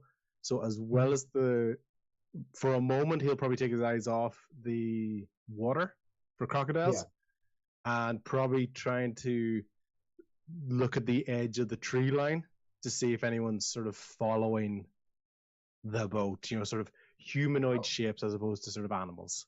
Perfect. Yeah, So give me that perception check. yeah. I'm gonna give me it with advantage because you've been closely watching the waters and the tree lines. Yeah. 15. 15. Okay, you have noticed some shapes along the way, humanoid, if you will. He's gonna turn around. I was gonna say they almost look like the gators were on land. Oh, but, okay. Oh, so like standing? yeah, I was gonna ask, like on all fours or on sort of hind legs. Nope, It's almost like a silhouette of a non-human silhouette on two legs. Yeah, it was a silhouette of a humanoid, kind of like gator, if you will, lizard. So He's gonna sort of turn to Crick and goes, that's not quite normal in sort of swamps, is it, for gators to be on them hind legs, is it? Oh, you talking about over on that shoreline over there? Amongst the tree line there. Yeah, see that those, like I said, those are the lizard folk. They'll be okay. They're not gonna hurt us. They're not gonna bother us too much. They might with these doppelgangers, but I didn't see any. They don't. Did you see any making a move? No, just saw them in the tree line. Just more probably keeping an eye on us. I was afraid for a second it was like a gator that was standing up, but it was like, ooh, so I thought I'd bring it to the attention of the captain here. So. Oh no, you don't pay them no mind until they pay you mind. Essentially, like I said, when I'm here, it'll be okay. As long as I'm here, everything will be okay. So as we're, he sort of turns to the side and holds out and goes, "We're with Cricket, Cricket, with him, okay, good." As you say that, some of the features they slink off, if you will. And he's just like, okay. Yeah. Cricket kind of just shakes his head and says, Deacon's very happy with himself. He's taking care of multiple threats at the moment. He's like, he single-handedly got rid of the gators, and he's pretty much been the exact reason why the lizard folk aren't attacking us right now. Like he's having a good day at the office. At the end of the day, we're basically going to be paying you for this. That's okay. We've already come to an agreement. I don't need any payment. He sees no sarcasm in that whatsoever. It's like it's part of him thinks he should be paid, but he's gonna let it go. Goodwill gesture and all that. Yeah. So we're gonna pull up to the doppelgangers. They're not going anywhere. They've dealt with Cricket before, and so they're gonna approach.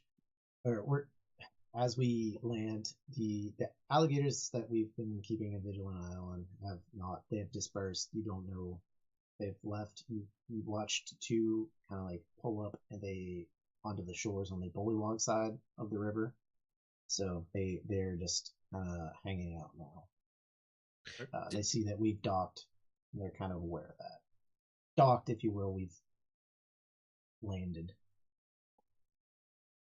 Did Cricket give us any say any words or any acknowledgement that these are doppelgangers, or like on our trip on the way did he mention like the first people we're gonna come across is probably doppelgangers? He did not, but we did say that we were going to look for them. And, okay. Since I kind of passively said that he knows his way through this swamp better than anyone, and he knows the dangers of it. He knows where these doppelgangers like to hang out and kind of like their points of interest, if you will, the ruinous spots. And like I said, these two, they're human in form, and they look like they're adventure. Like if you would have came across these individuals, you would have thought they were just normals until Claude smelled them, essentially. Okay, that's what I was wondering, because it's gonna influence how Tommy acts.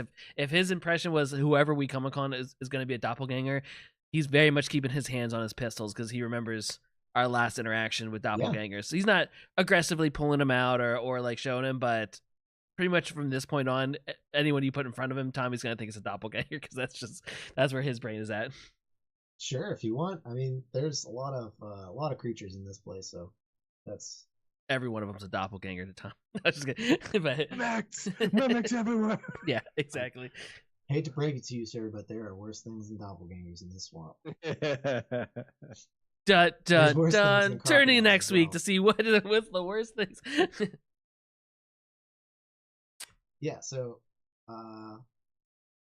just so we're back on track where we're at, coming to the doppelgangers, you guys are looking for Bo, the doppelganger child that Bo was last seen with, and we're gonna kind of like basically come to these guys for, I don't know, however you want to approach it. So Cricket's gonna approach me, not approach, but as they're landing, say, "Howdy, boys. We have a bone to pick with y'all. Haven't seen you in quite some time. I've finally been able to track you down, if you will." And the doppelgangers can say, "Cricket, what are you doing, man? You know this is our side of the this is our side of the swamp. We don't come over and mess with your boom barrel haven, if you will. This is equal parts, if you will." Cricket's gonna then say, "Well, we're looking for somebody, if you will. We need some assistance." How many are we talking to at the moment? How many? Let's call it. How many individuals that weren't There's- on the boat are here? We're, They weren't what? on the boat. They weren't on the boat.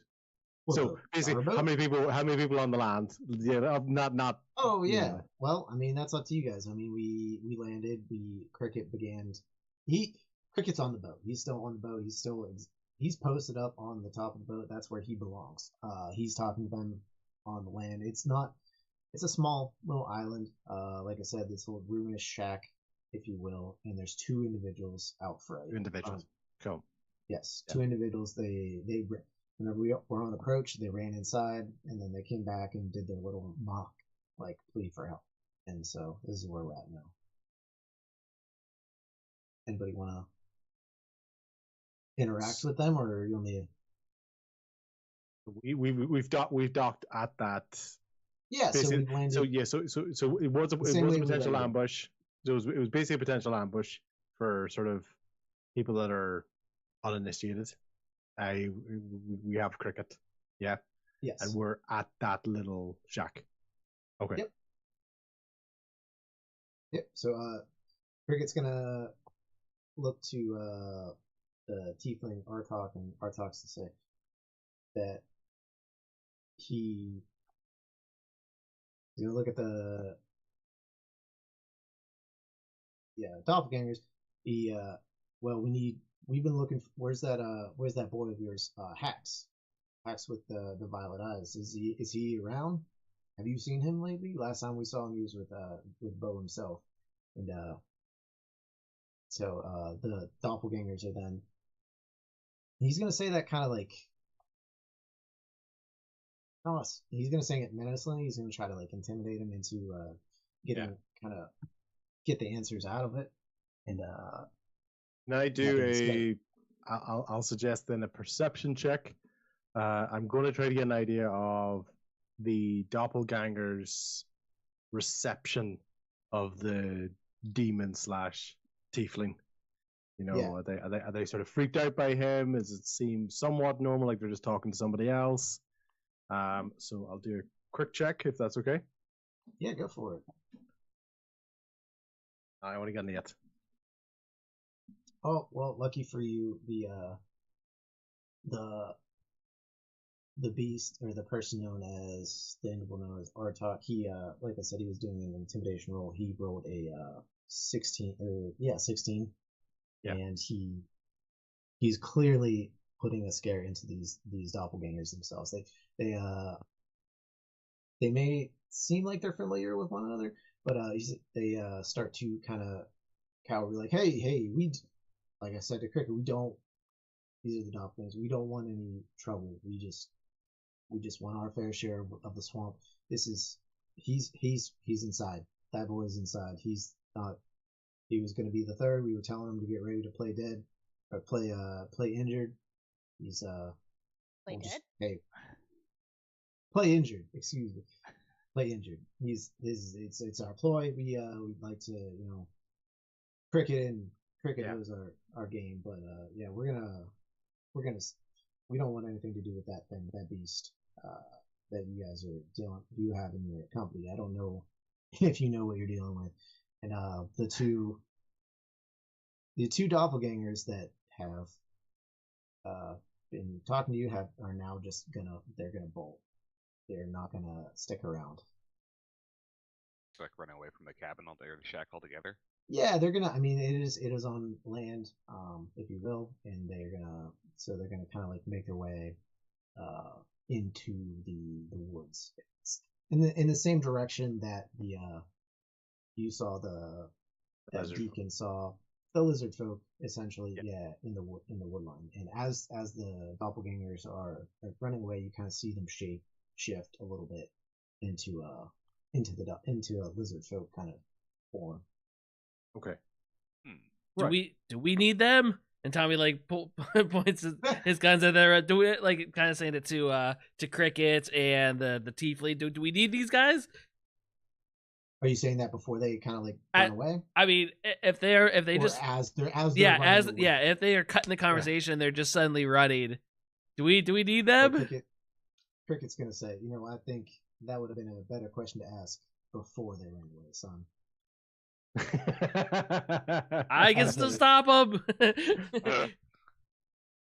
But it sounds like the person we're looking for is inside, unless they were lying, which you know what they might have very well been. All right, then. But Let's go check it out. Yeah, head inside. who wants to go inside? Claude will go inside. Rianne has a hand up. You want to go in? Who wants to lead? Well, yeah, I want to get this over with. Me and Claude are just the the joy of the party right now. I mean, I can That's leave, I can That's get in Rian front. saying that, not Kay, by the way. Oh, yeah. Just so you know, that's definitely This is that's definitely one Rian. DM, one DM to another. This is how she reacts. Yeah. Yeah. Claude That- has his shield out, but not his sword Okay. yet. Tommy has both his pistols out, and Tommy will bring up the rear. He's kind of still looking back to make sure that those two that ran away aren't trying to like loop back around and come behind us. Sounds good.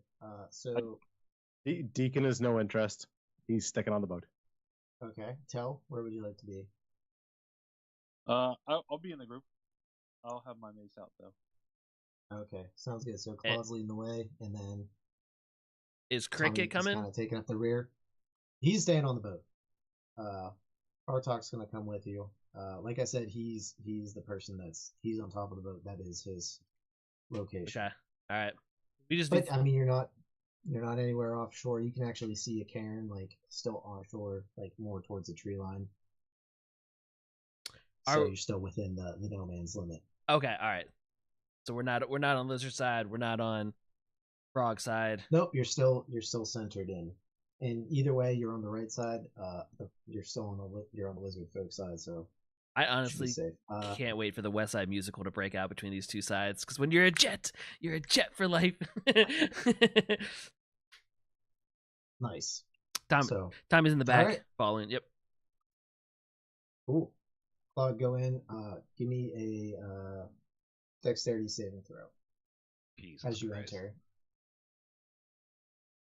Nice. Give 18. me. Okay, then I was gonna Oh, give wait. you with anything. Should I try again just in case? Yeah, if you want, go ahead. You have anything. I was gonna give you advantage because you went in ready. 18's still higher. Is my highest roll. Okay, sounds good.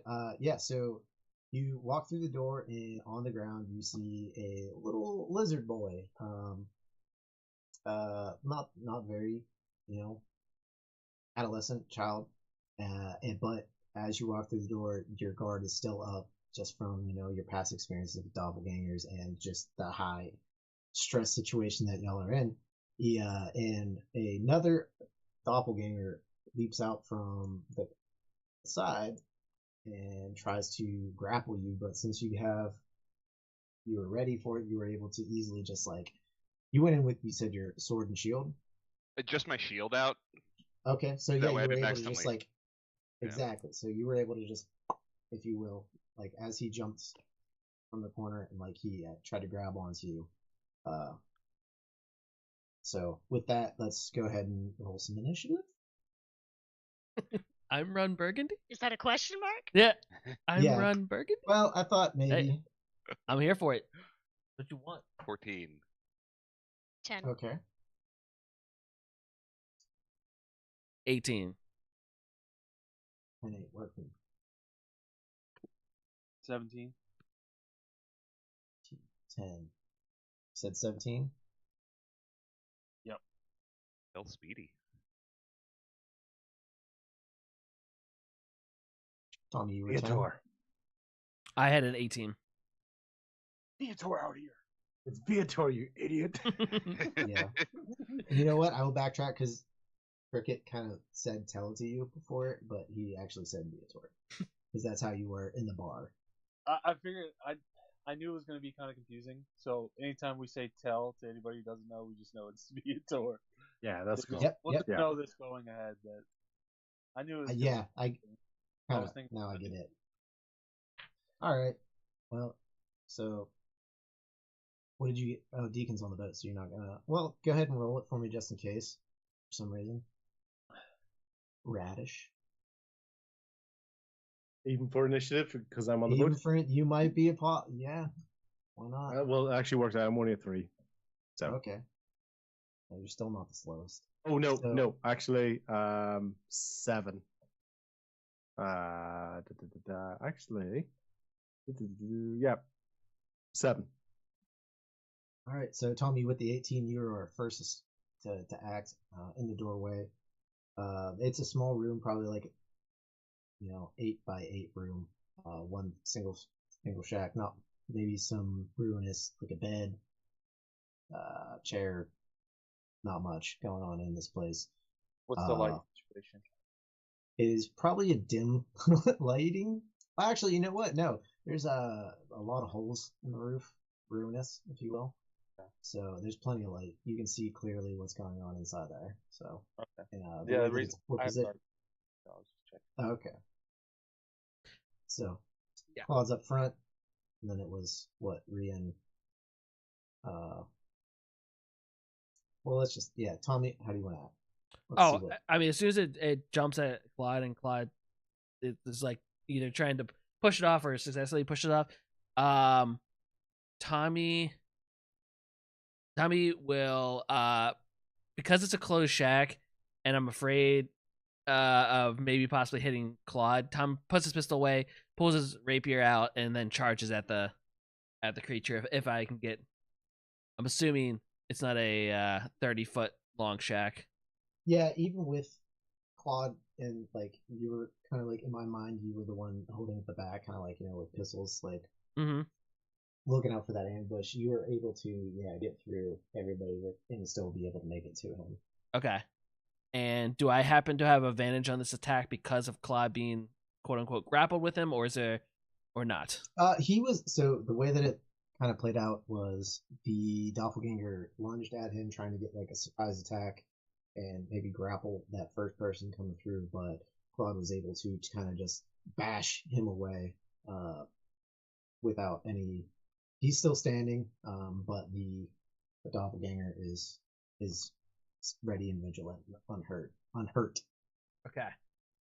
And I'm going to attack with my rapier, and as Tommy pulls it out, he has the lantern charm, a little charm thing on the end or on the like handle of it, so a little bit of like extra light fills the room, from those little magic things that we had gotten. And does a 18 hit? Yes. Hits. Tommy hits. So Tommy stabs into him for 6 points damage. 6 points. And like it was very instinctive. As soon as it went after Claude, Tommy was like, "Oh!" and he runs at him and stabs at it. Tommy specifically did not check if this person had purple eyes at all, so it could possibly be the person that we were looking for. But anyone that jumped Claude is not good in Tommy's books, and Tommy went right for it. I like it. Then who? Then do you want to do anything else? So you ran up, stabbed him. No, yeah, I stab him and then I'll just I'm stand. gonna say whenever you got, you said 6 points of damage, so I'm gonna say that it was a graze across the his arm that you kind of ran in, and he's a little thin, so you weren't able to get him too fatally. So Yeah. Tommy gives him a good slash on the arm to try and get him to let go of Claude. Yeah, so that was your attack. And that's it. That's it. That's all you want to do. No Yeah. bonus actions. No. All right, sounds good. So then, what's that? Tell, I believe you're up next, right? 17. Right. So I kind of. Claude, you got a 14, right? Huh? 14, yeah. Okay. Yeah, I got 7. Go ahead, Tell. Sorry. So I scream, wait, and then I check the doppelganger to see if it's who we're looking for. So I scream out, "Who are you?" So the doppelganger, what are you? So there's 2 doppelgangers right now. There's 2. I should say there's 2 creatures in here. One's a little lizard boy on the ground that was pretending to be injured, and then there's also the one that lunged at Claude, which is the one that Tommy stabbed. He's gonna say, this is our house. What are you doing in here? We're looking for hacks. You know what hacks? Yeah, no hacks. What's it to you? And then hacks the one on the ground. He's like, what? How do you know me?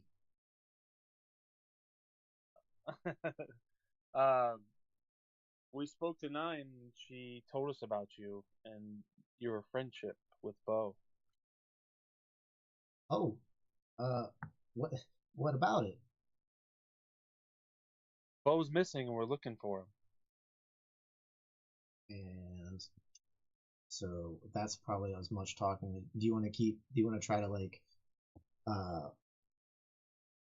maybe like quell the aggression? Do you want to, what kind of actions do you want to take? Because we're still technically in combat. So I see what you're trying to do. Do you want to? I want to just tell him, hey, stop fighting. You're clearly outnumbered. We will kill you. So, do you want me to do? Give me, all right. So for your action, give me a persuasion roll, and I'm going to give you advantage because you damn sure got that right.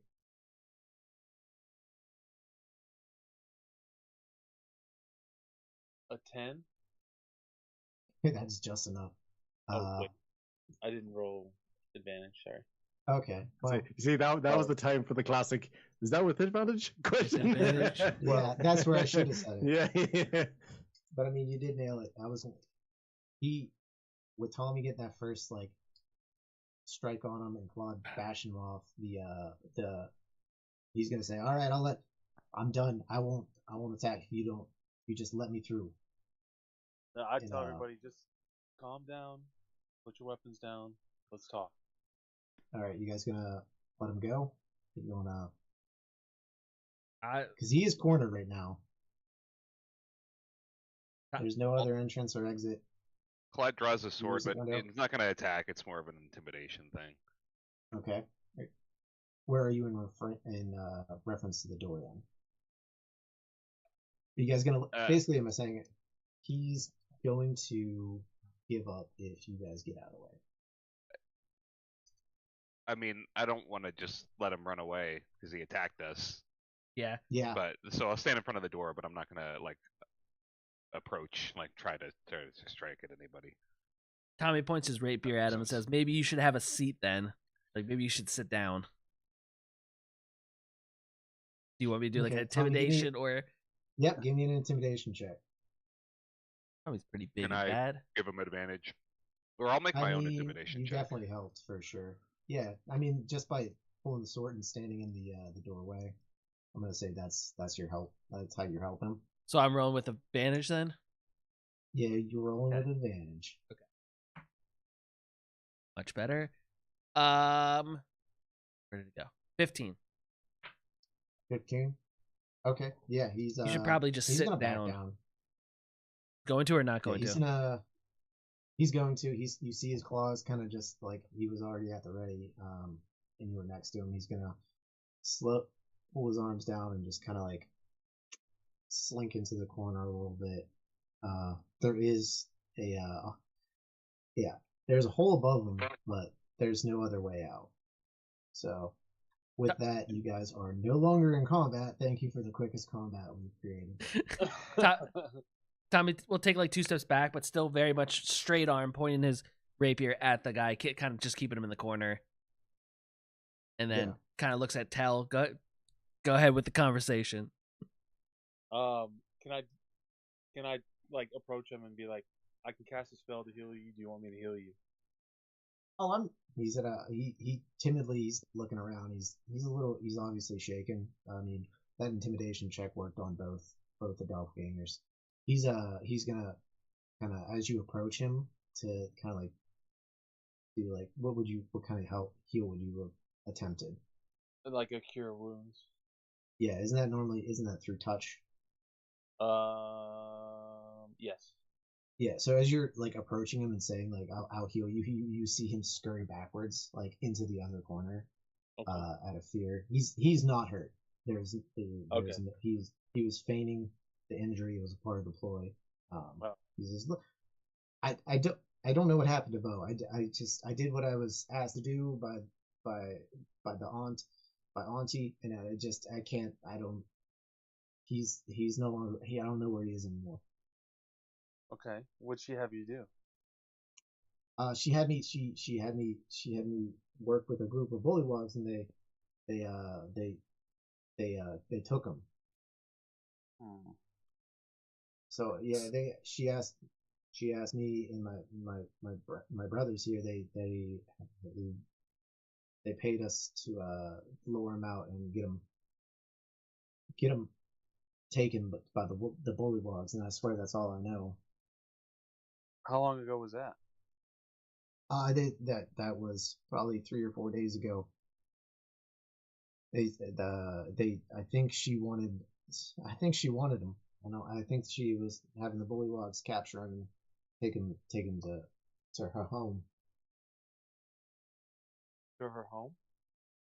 Yeah. The Auntie Whispers I think her name is. She's the green hag. She's a swamp hag. She lives down.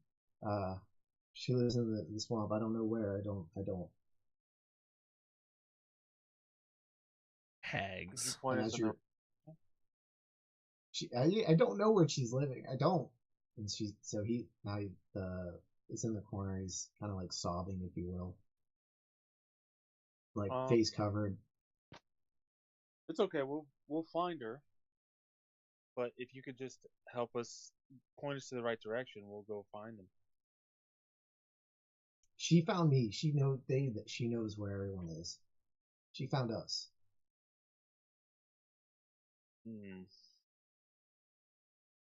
She find out Is she if Christian coming back knows anything anytime about. soon? What's that, Claude? Is she coming back anytime soon?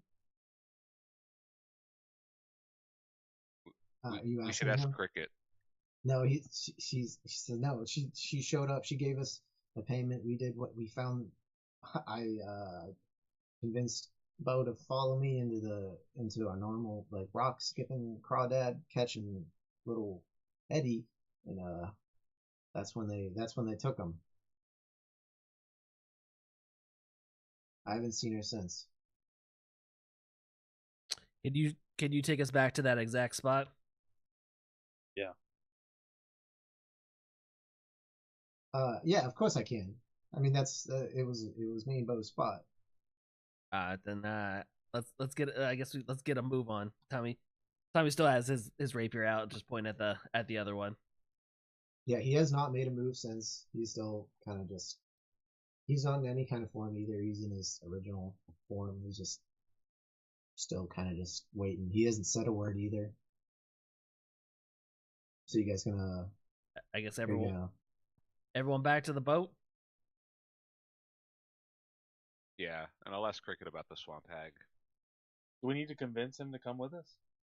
I mean, you asked him to come with, and he said he would. He said Okay. he'd show you where it is. So, are you gonna? Do you wanna? Is he I just was you gonna just gonna let him go? Are you gonna? No, of his we'll- own free will.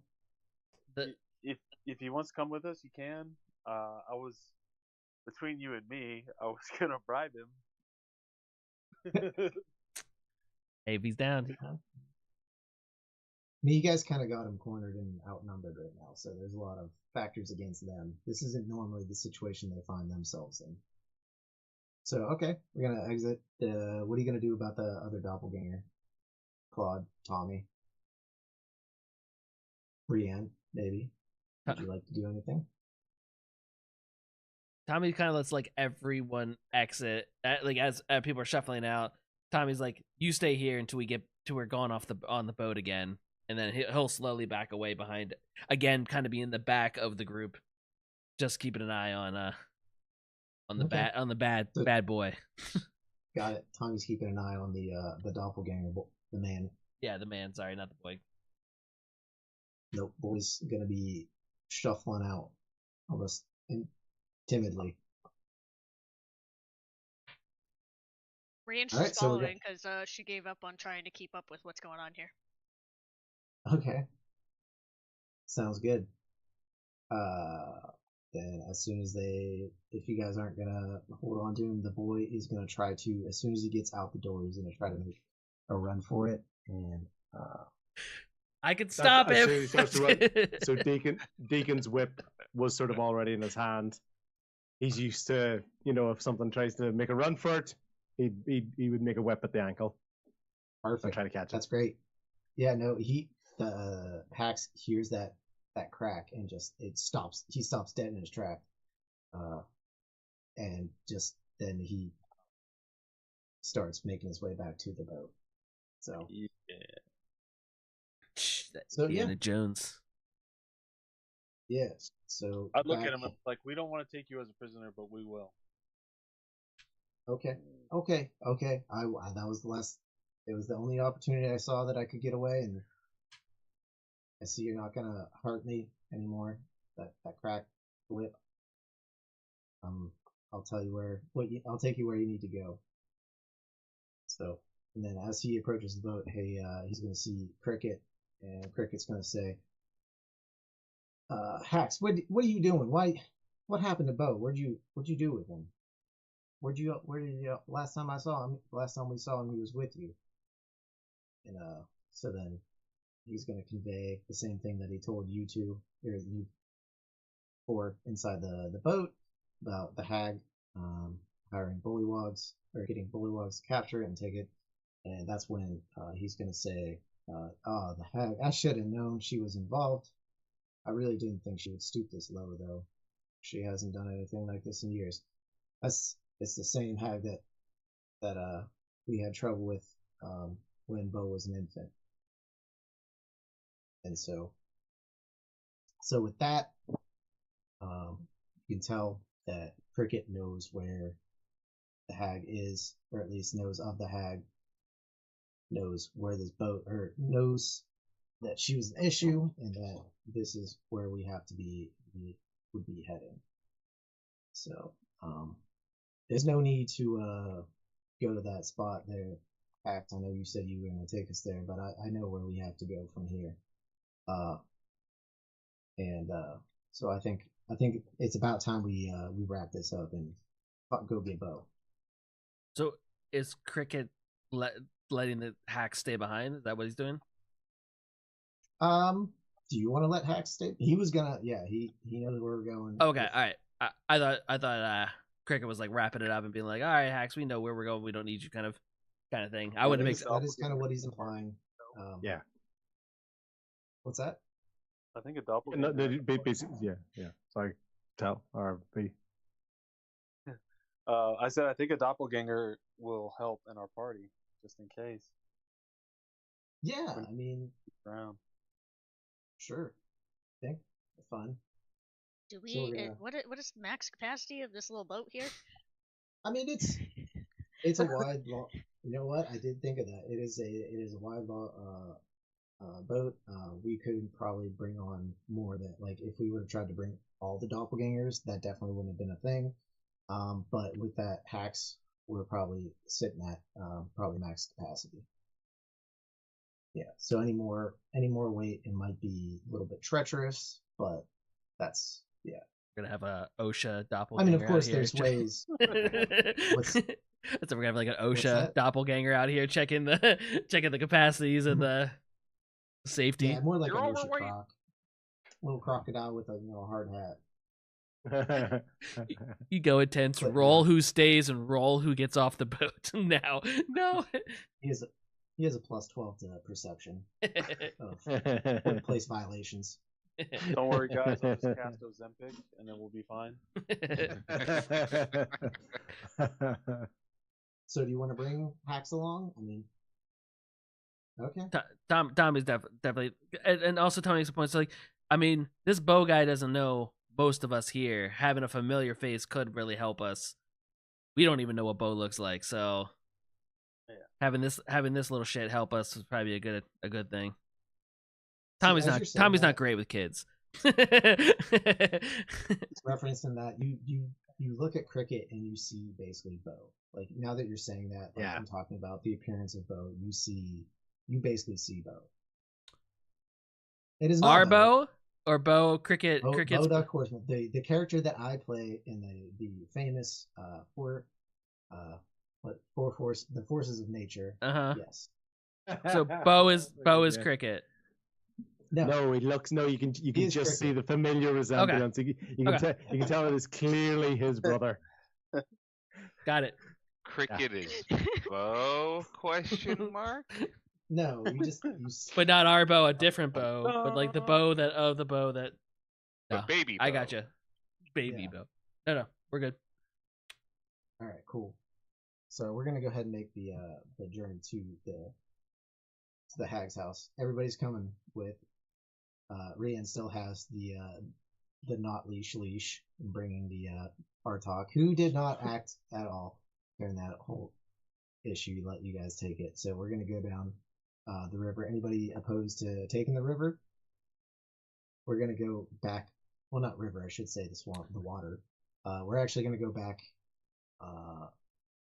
the way we had came, back towards where the crocodiles were, but they are no longer on the shore. We are going to go and Freudian slip.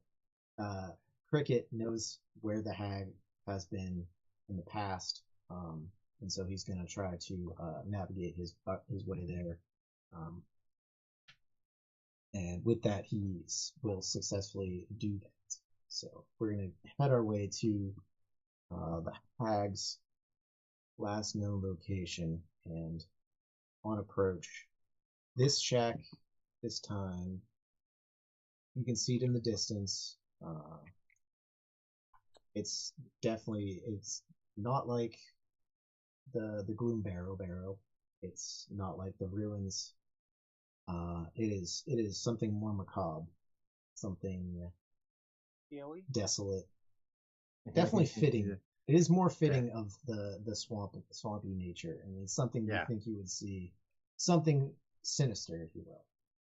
So, So it's not pristine. It's definitely not pristine. No. Not a pristine no, guillotine. It's not the most pristine house, or does not have pristine guillotine.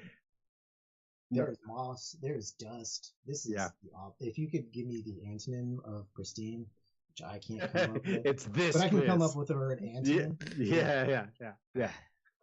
So Nice. Okay. Cool. And you can see this. We're probably, I don't know, 200 yards out from it. You can tell that it's there. Any crickets saying we're on approach now. And this is not going to be a warm welcome.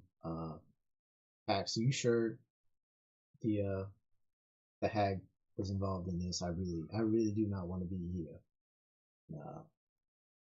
Pax says, yeah, Cricket. This is where she was involved.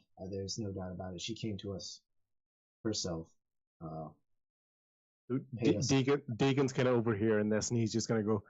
Surely we can come to some sort of arrangement. You know, like everybody's got a price. Is there any chance we could sort of make a deal with this lady, no matter how foul she may be? You know, there must be something that she wants. Why in particular does she often look to cure children?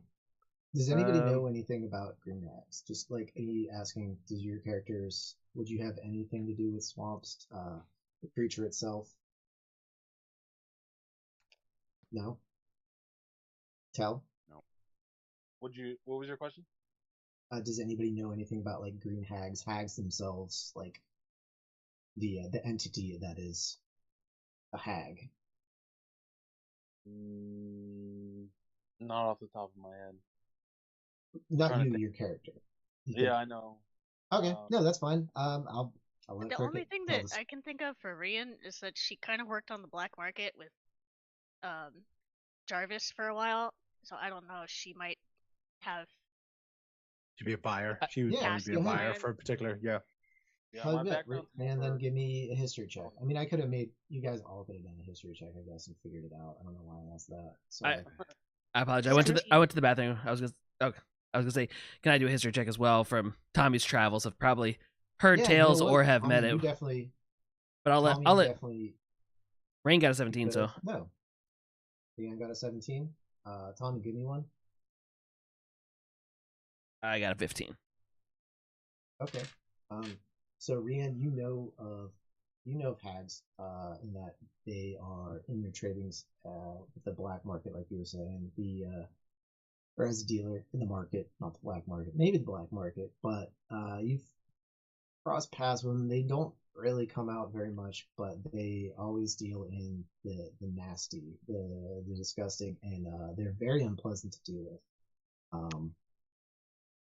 And Tommy, with your 15, you know of sea hags, which are the gross, disgusting hags. As you can tell, are not a they're not a pretty thing. Sea hags, even less so. They live in the oceans, and they try to, they're very territorial. Once you come into their area, they know. They're not a mortal creature. They last for a long time. They live forever, and they green hags in particular, they feed off of the despair of others, essentially.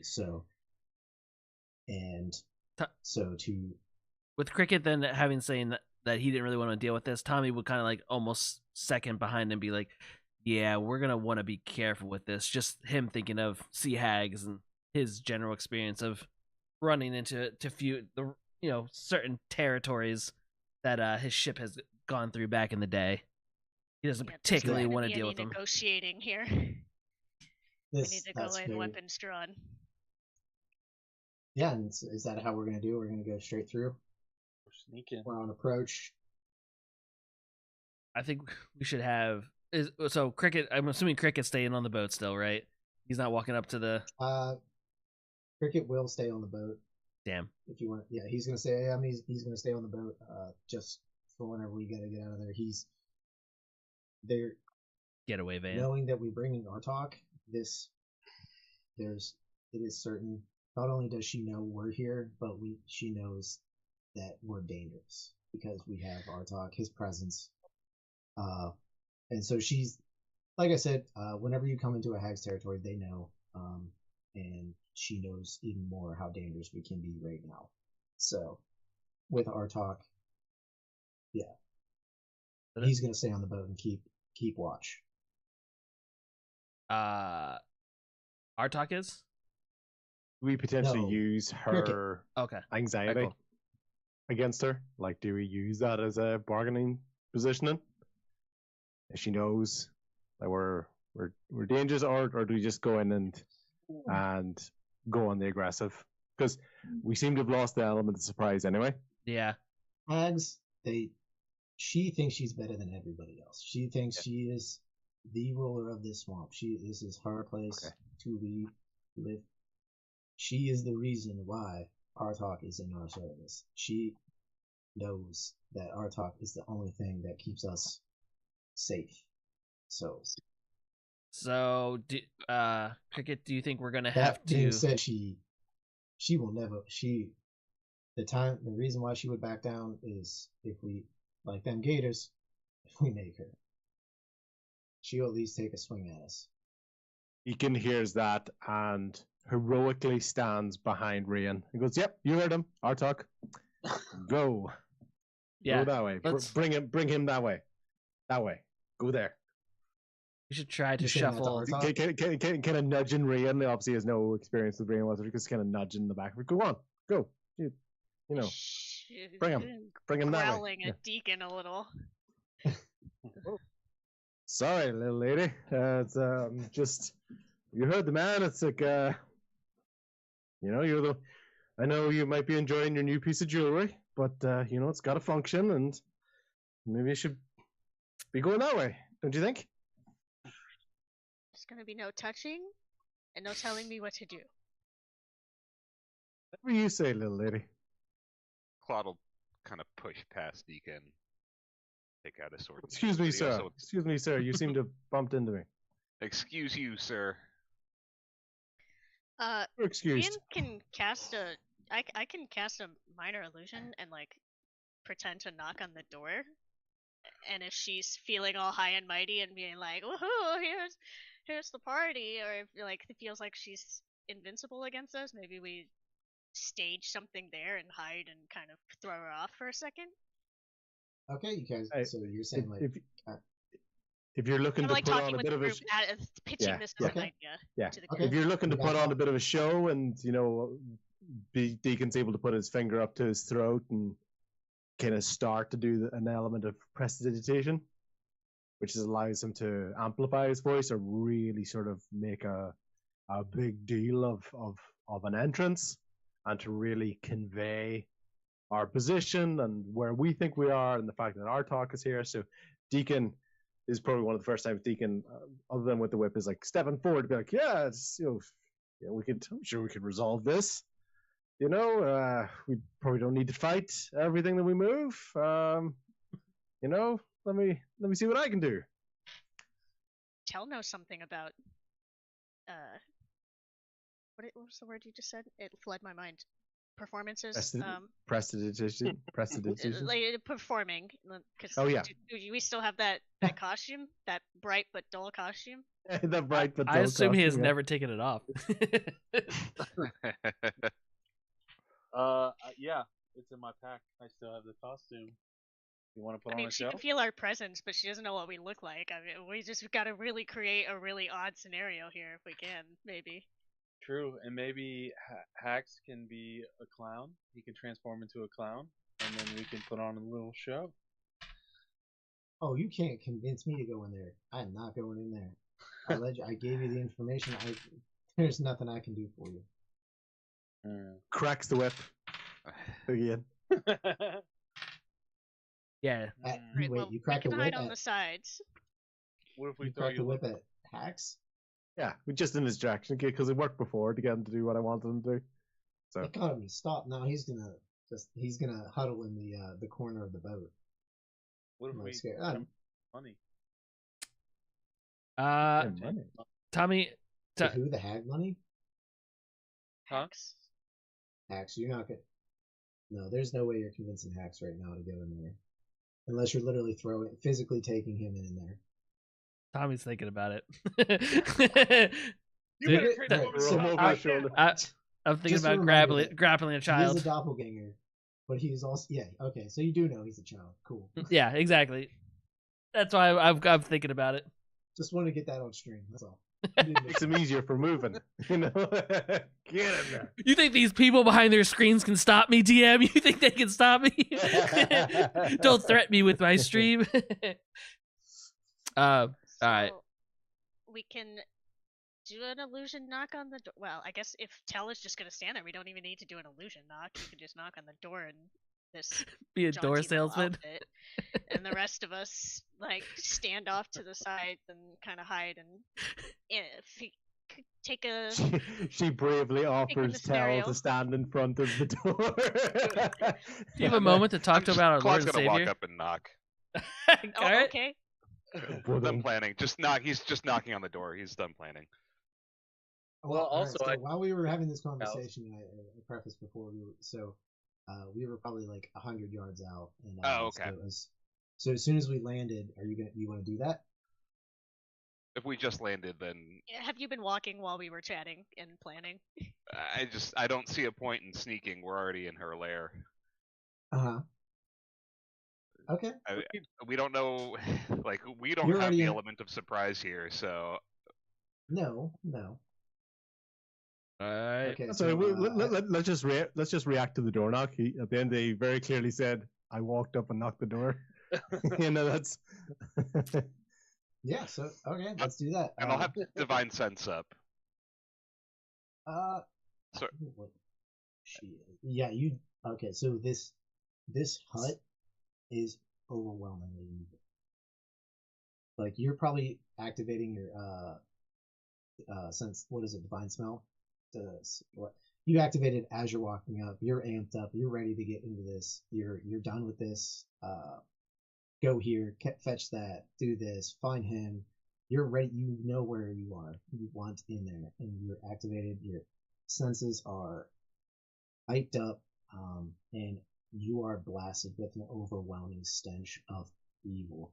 It is so much that you take a half step as you're hit and continue on. It's not going to knock you out. It's just, you know where you're at. You can smell her. You can smell it. It is this place. So she is. You can I believe with that sense, can't you you can locate. If they're not behind total cover, so if she's like Okay, behind so- the wall, I don't think. Yeah. Okay. So then you don't know exactly where she is, but she is in that direction. So, and as you can see, I pulled up the map. This is kind of like you have an idea. We would land here, come across, into the hut itself. So, anybody who's following Claude, I'm gonna say he's at least like 15 feet ahead. Whoever might even react to him, because it sounded like he wanted to just go. You don't have I'm to like be What's with pulling wrong? out me. my costume. All right, I'm gonna give you a. I'm gonna say that this from here to the door is probably about 60 feet. I mean, So Okay, so plus- Deacon's gonna kind of scurry along because at the end of the day, it's about getting the job done, so he can go on. And Yeah. his thinking is, yes, this gentleman looks incredibly determined to just knock on the door, but the best he can do is probably enhance the performance, enhance the intimidation factor that comes into that. So even as he's walking along, he's making really big, loud footsteps every time Claude walks. okay. He's really trying to create this very, very imposing presence of Claude, because that's what Claude thinks. He knows that Claude's not trying to sneak up, so it's Yeah. like, right, if you're gonna go in, might as well try to go in as big and scary as possible. So we got So- Claude Deacon walking up intimidatingly, Intimidating. and Oh, everybody else. there's is nothing staying on- intimidating about Deacon whatsoever. He's pretty No, much no, he's, the he's attempt. pretty yeah. I'm I'm just making the joke here. He's Ah. assisting by pretty much being a human beatbox for his noises. So you've got Claude coming in all brave, and Deacon's just in the background going. There was only a just way that standing he there. could do that Menacingly. Yeah. without beat. You know what? I think he likes beatbox. So all right. So, Claude and Deacon are going to go up to the door. Claude, you're going to knock on the door. Are you going Standing pound off on to the door, or side you of the gonna door. Yeah, I'm you gonna, can't see me from the door. I'm off to the side. knock? Okay, Deacon's off to the side. It's about right. Yep. As you're doing that, you feel the door shake, and on the last one, it starts crack open, and as it cracks open, inside is a extremely cozy, well kept home, and in a chair is a little lady seemingly, and she says, "Well, hello, dearie. Why don't you please come in and have some tea?" And so that's where we're gonna leave it for today. Just as you open the door, you see Auntie Whispers, the Green Hag, seated in a nice cozy abode. Excellent. Well done, DM. Yeah. Woo! Yeah. Excellent. I'm Great sure job, she's guys. nice. She Hold on. sounds like she has a nice place, so I think she's gonna be cool. Why are you making so much racket? Auntie Whispers. Got it. Excellent. Awesome. Yeah, I think that's good. It's good. A good natural stopping point. Yeah, I'll Hit just me. go ahead and put my costume away. No, keep it on. It might be distracting. Might need it. Either way, it's very fetching. Give me 2 minutes. I'll be right back, everybody.